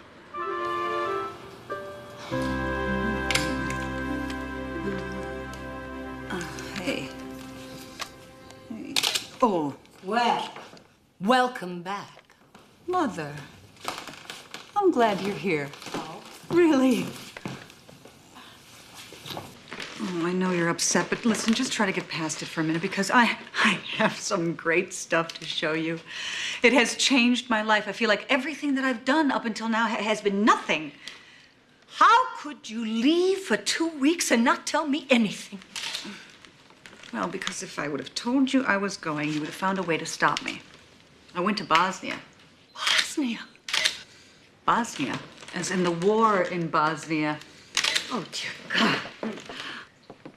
I wanted to do something real. I didn't get into photography to take pictures of things that don't look back. I found I love photojournalism. Oh, stop that! Passion does not pay the bills, Sarah.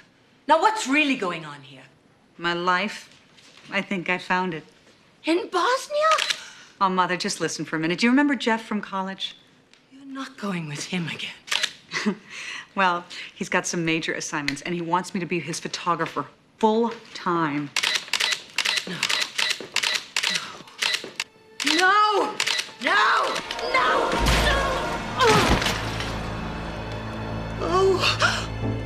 Oh! Oh! Oh! Oh!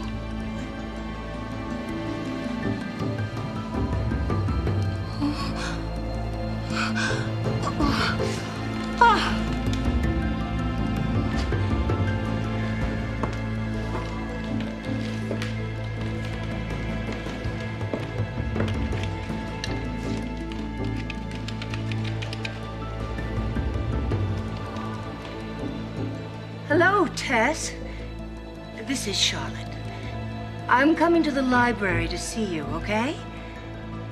And, maybe you should have Monica drop by the studio. Yes. Okay.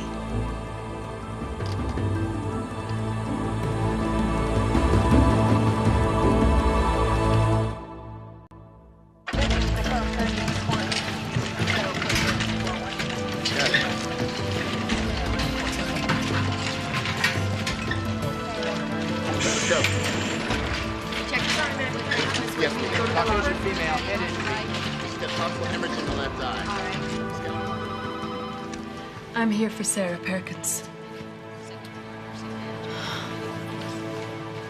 Did you know about this? I don't know what this is. I just dropped by to see you this afternoon, and then I got the message to stay and wait. I'm not sure who I'm waiting for. I can do this. It's okay. It's okay. We need help here. Oh. Can you hurry? Yes, ma'am, of course. So you've been here, what, 20 minutes? Did you know your daughter had been attacked? My baby? You had blood on your hands when you came in here. Why'd you wash that off? The nurse did it. How else were they supposed to know if she had been injured? She did come in here to get examined, Detective. What happened to my baby? Well, the doctor's still with her. She'd been lying there a long time, Mrs. Perkins. Is that your daughter's dried blood on your hand? Do you know anything about what happened to your daughter tonight? She's a very successful photographer. And you didn't see anything either? I wasn't there. I just found her. What happened to my baby? Where is she? Where is Sarah? Where did she go now? The doctor. Where is she? The doctor is taking very good care of Sarah, honey. Let me see what I can find out. Mrs. Perkins, why are you getting so upset? I think that's enough for now, don't you? Yeah, well, I'm just doing my job. And I'm doing mine. She's awake, Detective Wilson. I'll be right back. Second floor. Oh, I love my baby. Of course you do, honey. She's conscious and they're taking x-rays. Oh, good. Now, somebody better get her a lawyer. Mrs. Perkins, you're under arrest for the attempted murder of your daughter, Sarah Perkins. What? That can't be right.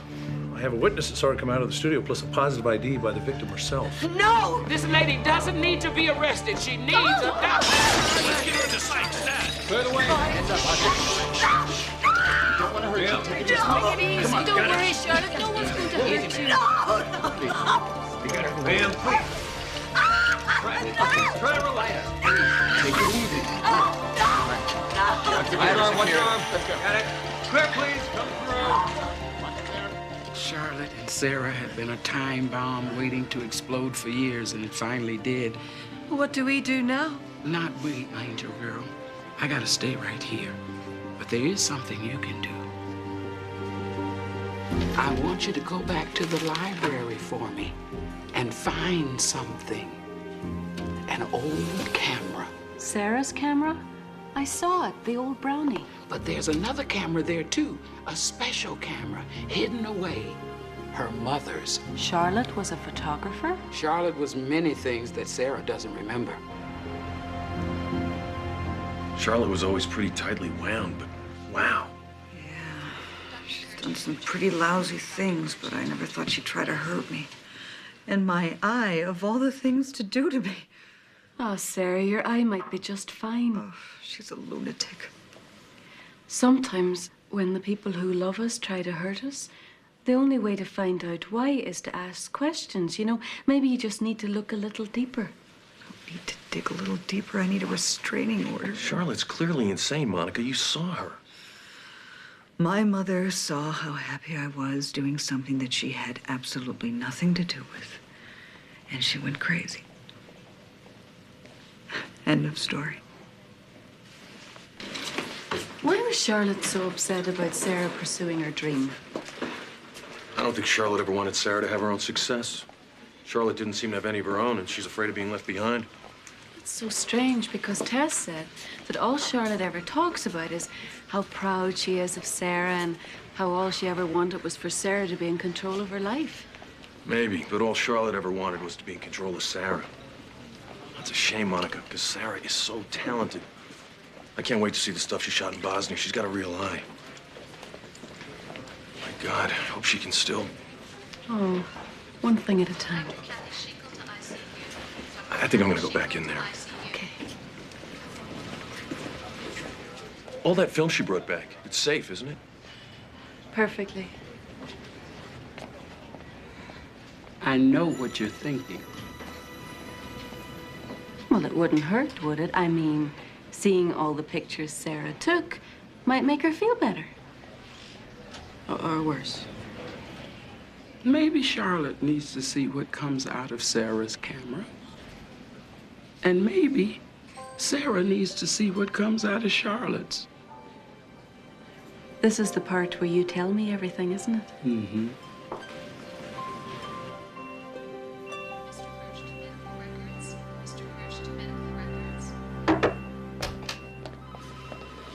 Hi, Jeff. Hello, Doctor. Sarah. Sarah. I'm sorry to wake you, but there's a couple of things we need to talk about. Yeah. All right, first, the good news is that once the swelling goes down around the eye, you should be fine.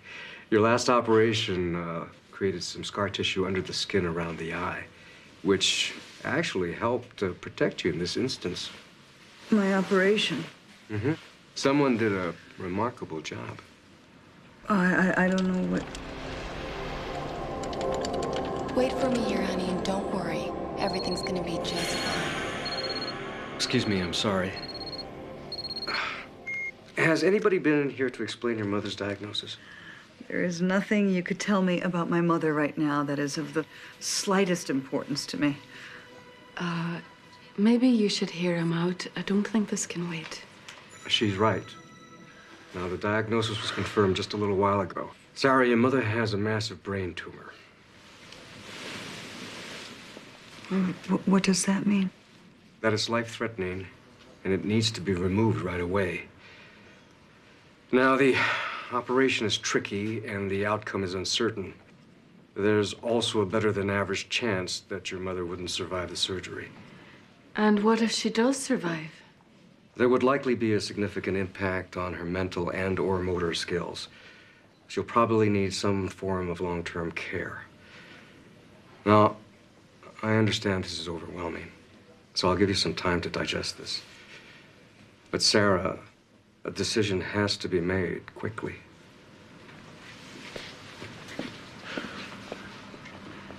I'm so sorry. This is unbelievable. It'll be okay, Sarah. No, Jeff, I don't think it will be. My mother may die, or she may live and be a stranger. And if she dies, I lose her. And if she lives, I lose her.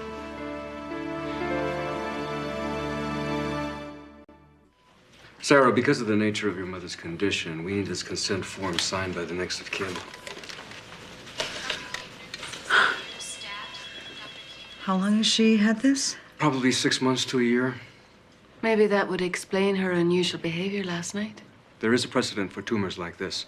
Glioblastomas can create violent behavior in otherwise passive people. If there's one thing my mother has never been, it's a passive person. Nevertheless, she would never hurt you like that on purpose.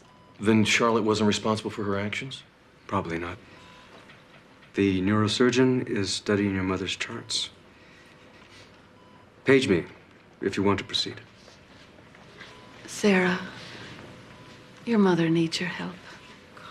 Why is this happening? I don't know what to do. I don't know what to do. Sarah. I don't know what to do. Sarah, if Charlotte makes it through surgery, she's gonna need more care than you can give her on your income. You won't have any choice but to come to work for me. And if she doesn't, well, then there's no one to stop you from... Stop me from doing what it is I've always wanted to do. Is that what that's what you're saying to me, Jeff? I'm sorry about your mother, but at least it's convenient. No, Sarah, of course not. It's just that... It's just that if my mother dies, that would make my life easier, right? Right. Oh, God. I've actually thought that. Oh, God, forgive me, but it's actually crossed my mind, and now it's really happening. All my life, my mother has managed some minor illness, some coincidental accident, colds to keep me home, headaches to make me guilty, just enough drama in my life to keep me from having my own life. As a matter of fact, one of my earliest memories is of me sitting in the hospital waiting room. Seems like I was always living through one of my mother's dramas. I wonder if this is going to be the last time.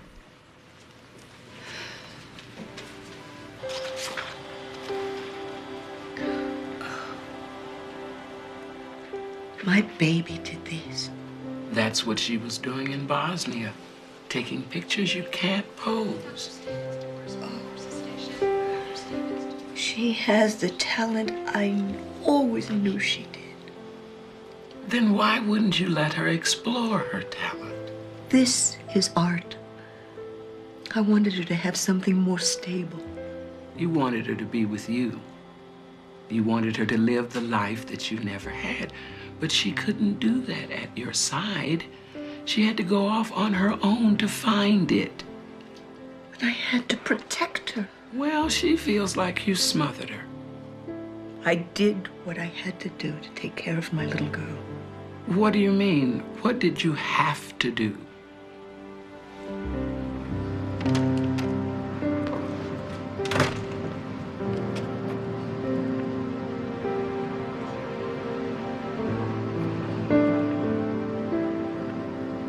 I'm not here to judge you. I just want to help you. I got married right out of high school. I didn't have any skills. I couldn't even type. When her daddy left, I didn't want to just survive. I wanted to do things for her. I wanted to spend time with her, not make her feel abandoned and forgotten. But I needed money for that, and free time. So I took a job as a photographer's assistant. That's what the ad said. But that's not what it was.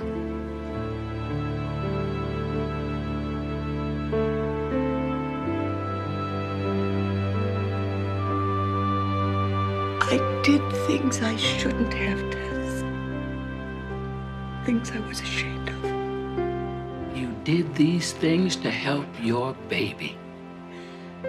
I was determined that she would have all the things I never did. Training and equipment. So she could be behind the camera.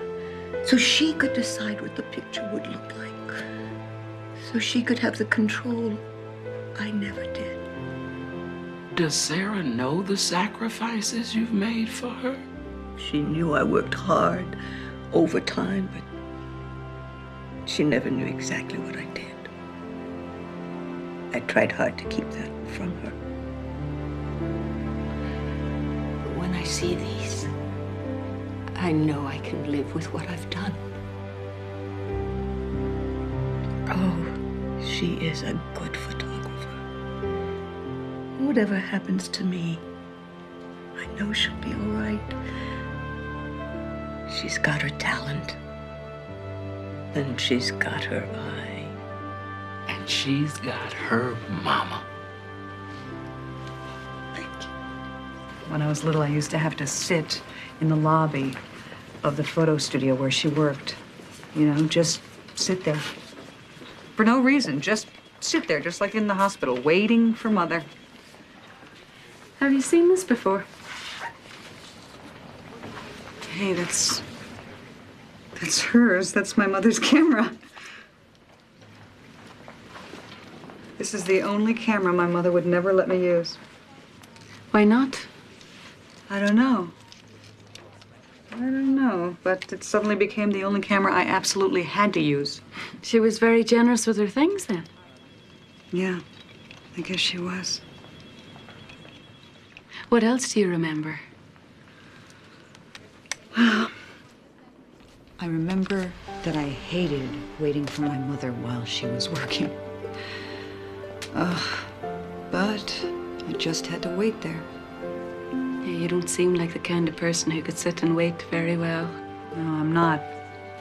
As a matter of fact, one day I got so bored, I decided I was going to sneak a peek at my mother. You know what? I don't want to think about back then. Why not?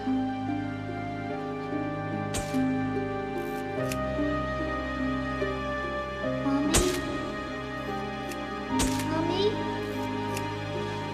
Sarah! You know, my mother has made some really stupid decisions. You may have thought she made poor decisions, and she probably would agree with you, but she was always there for you. Oh yeah, she was there for me, all right. My mother was there in the back room, naked. My mother was a cheap, trashy calendar pinup girl. Excuse me?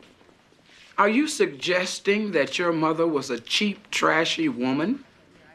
Well, I'm ashamed to say it, but yeah, maybe I am. Shame has no place here, Miss Sarah Perkins. Is that why you've been looking at your mother through the wrong end of your camera all your life? I know what I saw. Honey, you don't know nothing. Well, I know that I would never do what my mother did. She made a mistake, I'll give you that. But she doesn't deserve your judgment. Because everything she did out of love for you. Everything.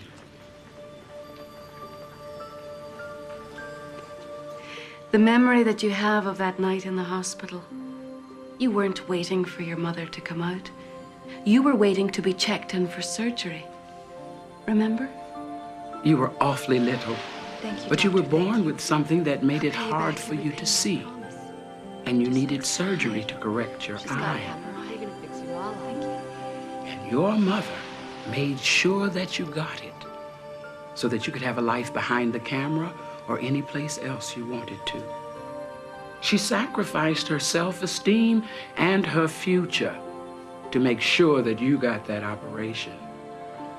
I don't know what you're talking about. Monica, what is happening here? We are angels, Sarah. And God has sent us here to help you find peace with your mother. Angels. For my mother and myself. I'm sorry, I don't understand.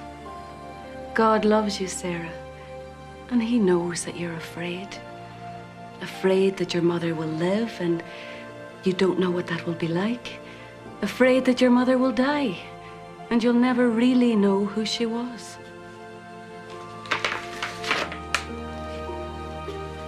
What's this?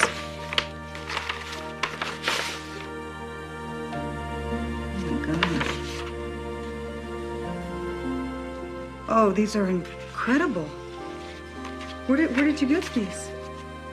Those are your mother's. I developed them from an old film I found in her camera. Vietnam demonstrations. Oh, she had an eye. She really did. She really did, but I don't get it. She just quit? Well, she gave that life up because she didn't think she had any options. But she always hoped in her heart for a better life for you, and she did everything within her power to assure you that life. Many children never get to see the depth of their parents' love. God has blessed you.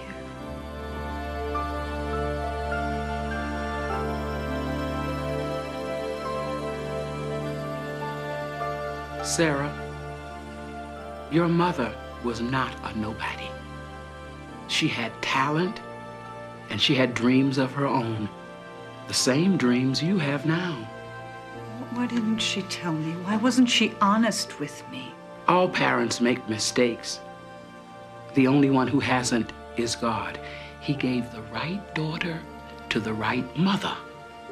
And the best way to thank him is to honor her.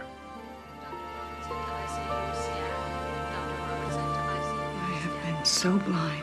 Oh, but now you see. Amazing grace, isn't it? Sarah, your mother's had a seizure. She's in a coma. Oh, no. We're going to have to operate right away. So I need your permission. Will you give it?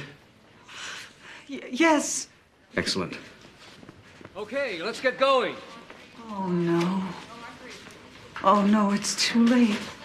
She'll never know. It's too late. It's too late.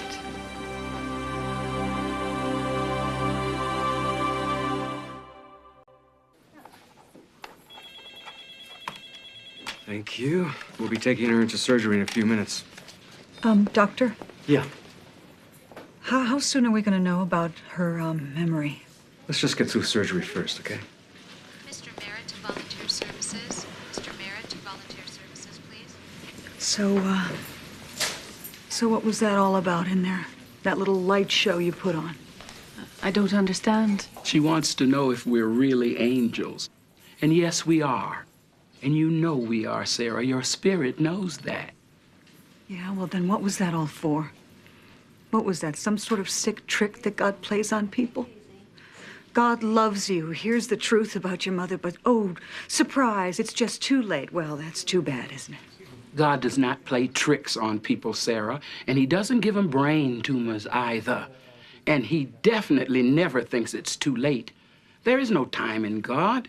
Yesterday, today, and tomorrow are his right now, and he's willing to give them to you this instant, if you'll accept them. What do you mean? Your mother's mind is in a coma, Sarah, but her spirit is not. It's there waiting for you in that room. And so is forgiveness, for you and for her. Whatever else happens in this hospital today, that'll be the most healing work of all. By the way, God says you can take that bandage off now.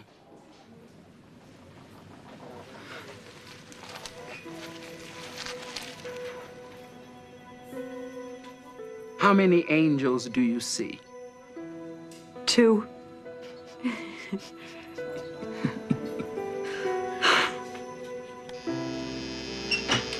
Excuse me, could I just have a minute?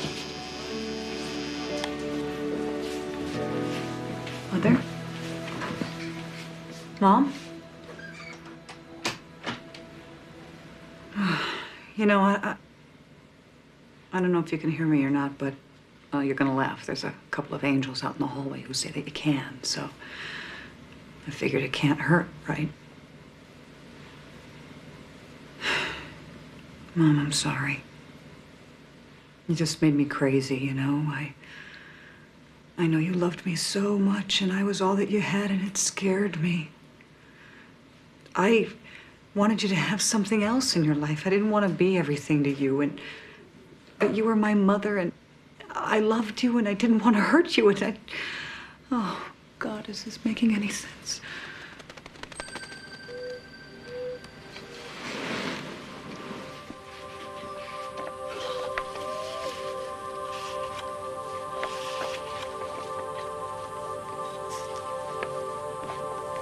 I think they're wonderful.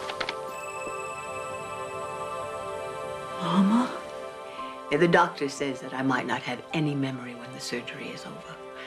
If I make it through the surgery.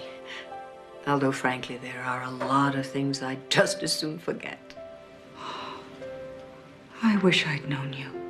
You do know me, Sarah. You know me better than anyone else on this earth. I know that I've hurt you many times. The awful thing, sweetheart, is the thought of forgetting you. And if you're not going to be there when I wake up, what's waking up for? Oh, no, I'm going to be there, Mama. No. I want you to go. I know what I've done to you. I tried my best to make you independent from the rest of the world, but I couldn't let go of you myself. So you had to sneak off to be who you really are. I'm so sorry. But now you have the chance to go out there and live your life and not worry about those apron strings that would pull you back. It's what you've wanted, and it's what you've needed. Oh, no, Mama. That's not what I want.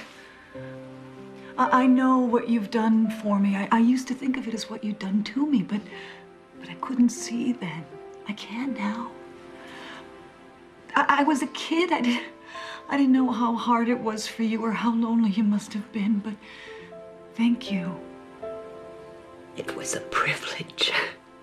Oh, I love you, Mommy. But I'm scared. I always pushed you out of my life because I knew that you would still be there, but I'm so afraid. I'm so afraid that now you're not going to be there when I need you the most. Oh, I'll be there. I may not live, sweetheart, or I may come back into this room without any memories, but you'll have them, and that's where I'll be. Right here. You remember for me. Remember all the wonderful things that happened. And forget all the rest for me. Oh, Sarah. Sarah, if there was only one thing that you would want me to remember, what would it be?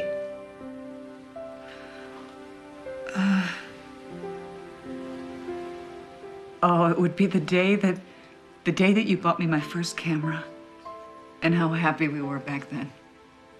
I remember that day. The little brownie camera with the handle. Yeah. I'll try to hold on to that one. I'll really try. All right, Sarah, it's time to take her.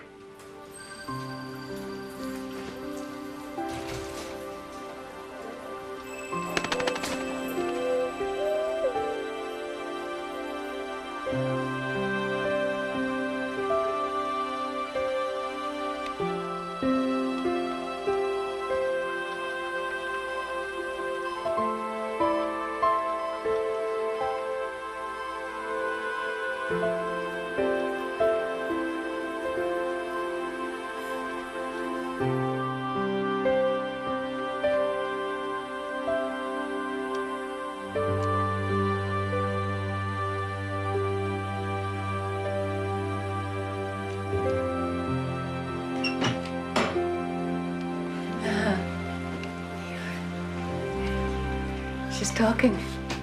Really? Oh.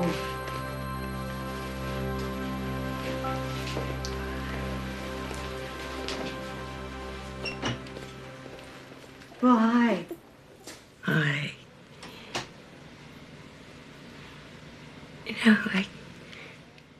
remember the day I gave you this little camera? We went to Laurel Park and took pictures of all those ducks. You almost fell into the pond because you had to make sure to get close enough to get a good shot. Yeah, I felt so grown up. I thought I could do anything. I knew the world was mine. And it was. You gave it to me. I'll never forget that day. But dear, I don't remember who you are.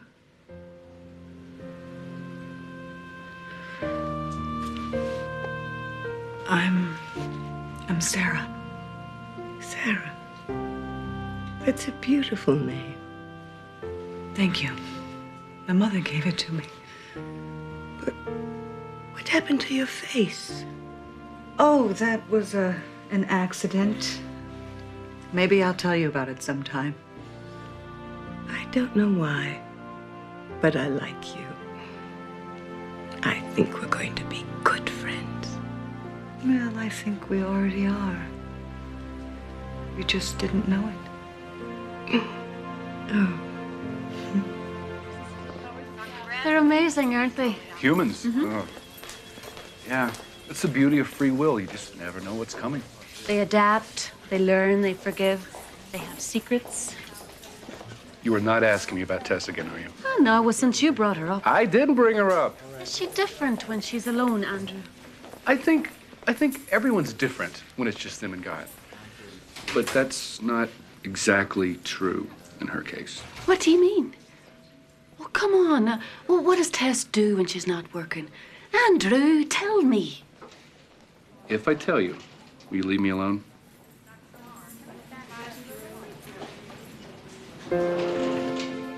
You are impossible. Honestly. Speak. I am an angel of God, and I'm telling you to speak. Lord, give me strength. This dog is disobedient, and I'm about to lose my patience. Tess? You have a wee dog. Well, I don't have a dog. We have a mutual understanding. I'm his trainer, and he's my pupil. It's a very simple arrangement. I instruct him, and he disobeys me. This is what you do for fun. Well, that's what I thought, but it's not turning out that way. Oodles of angels hang on my every word, and I can't get this dog to give me the time of day. I'm through with you. What's his name? He doesn't get one till he learns how to obey me. Now you speak.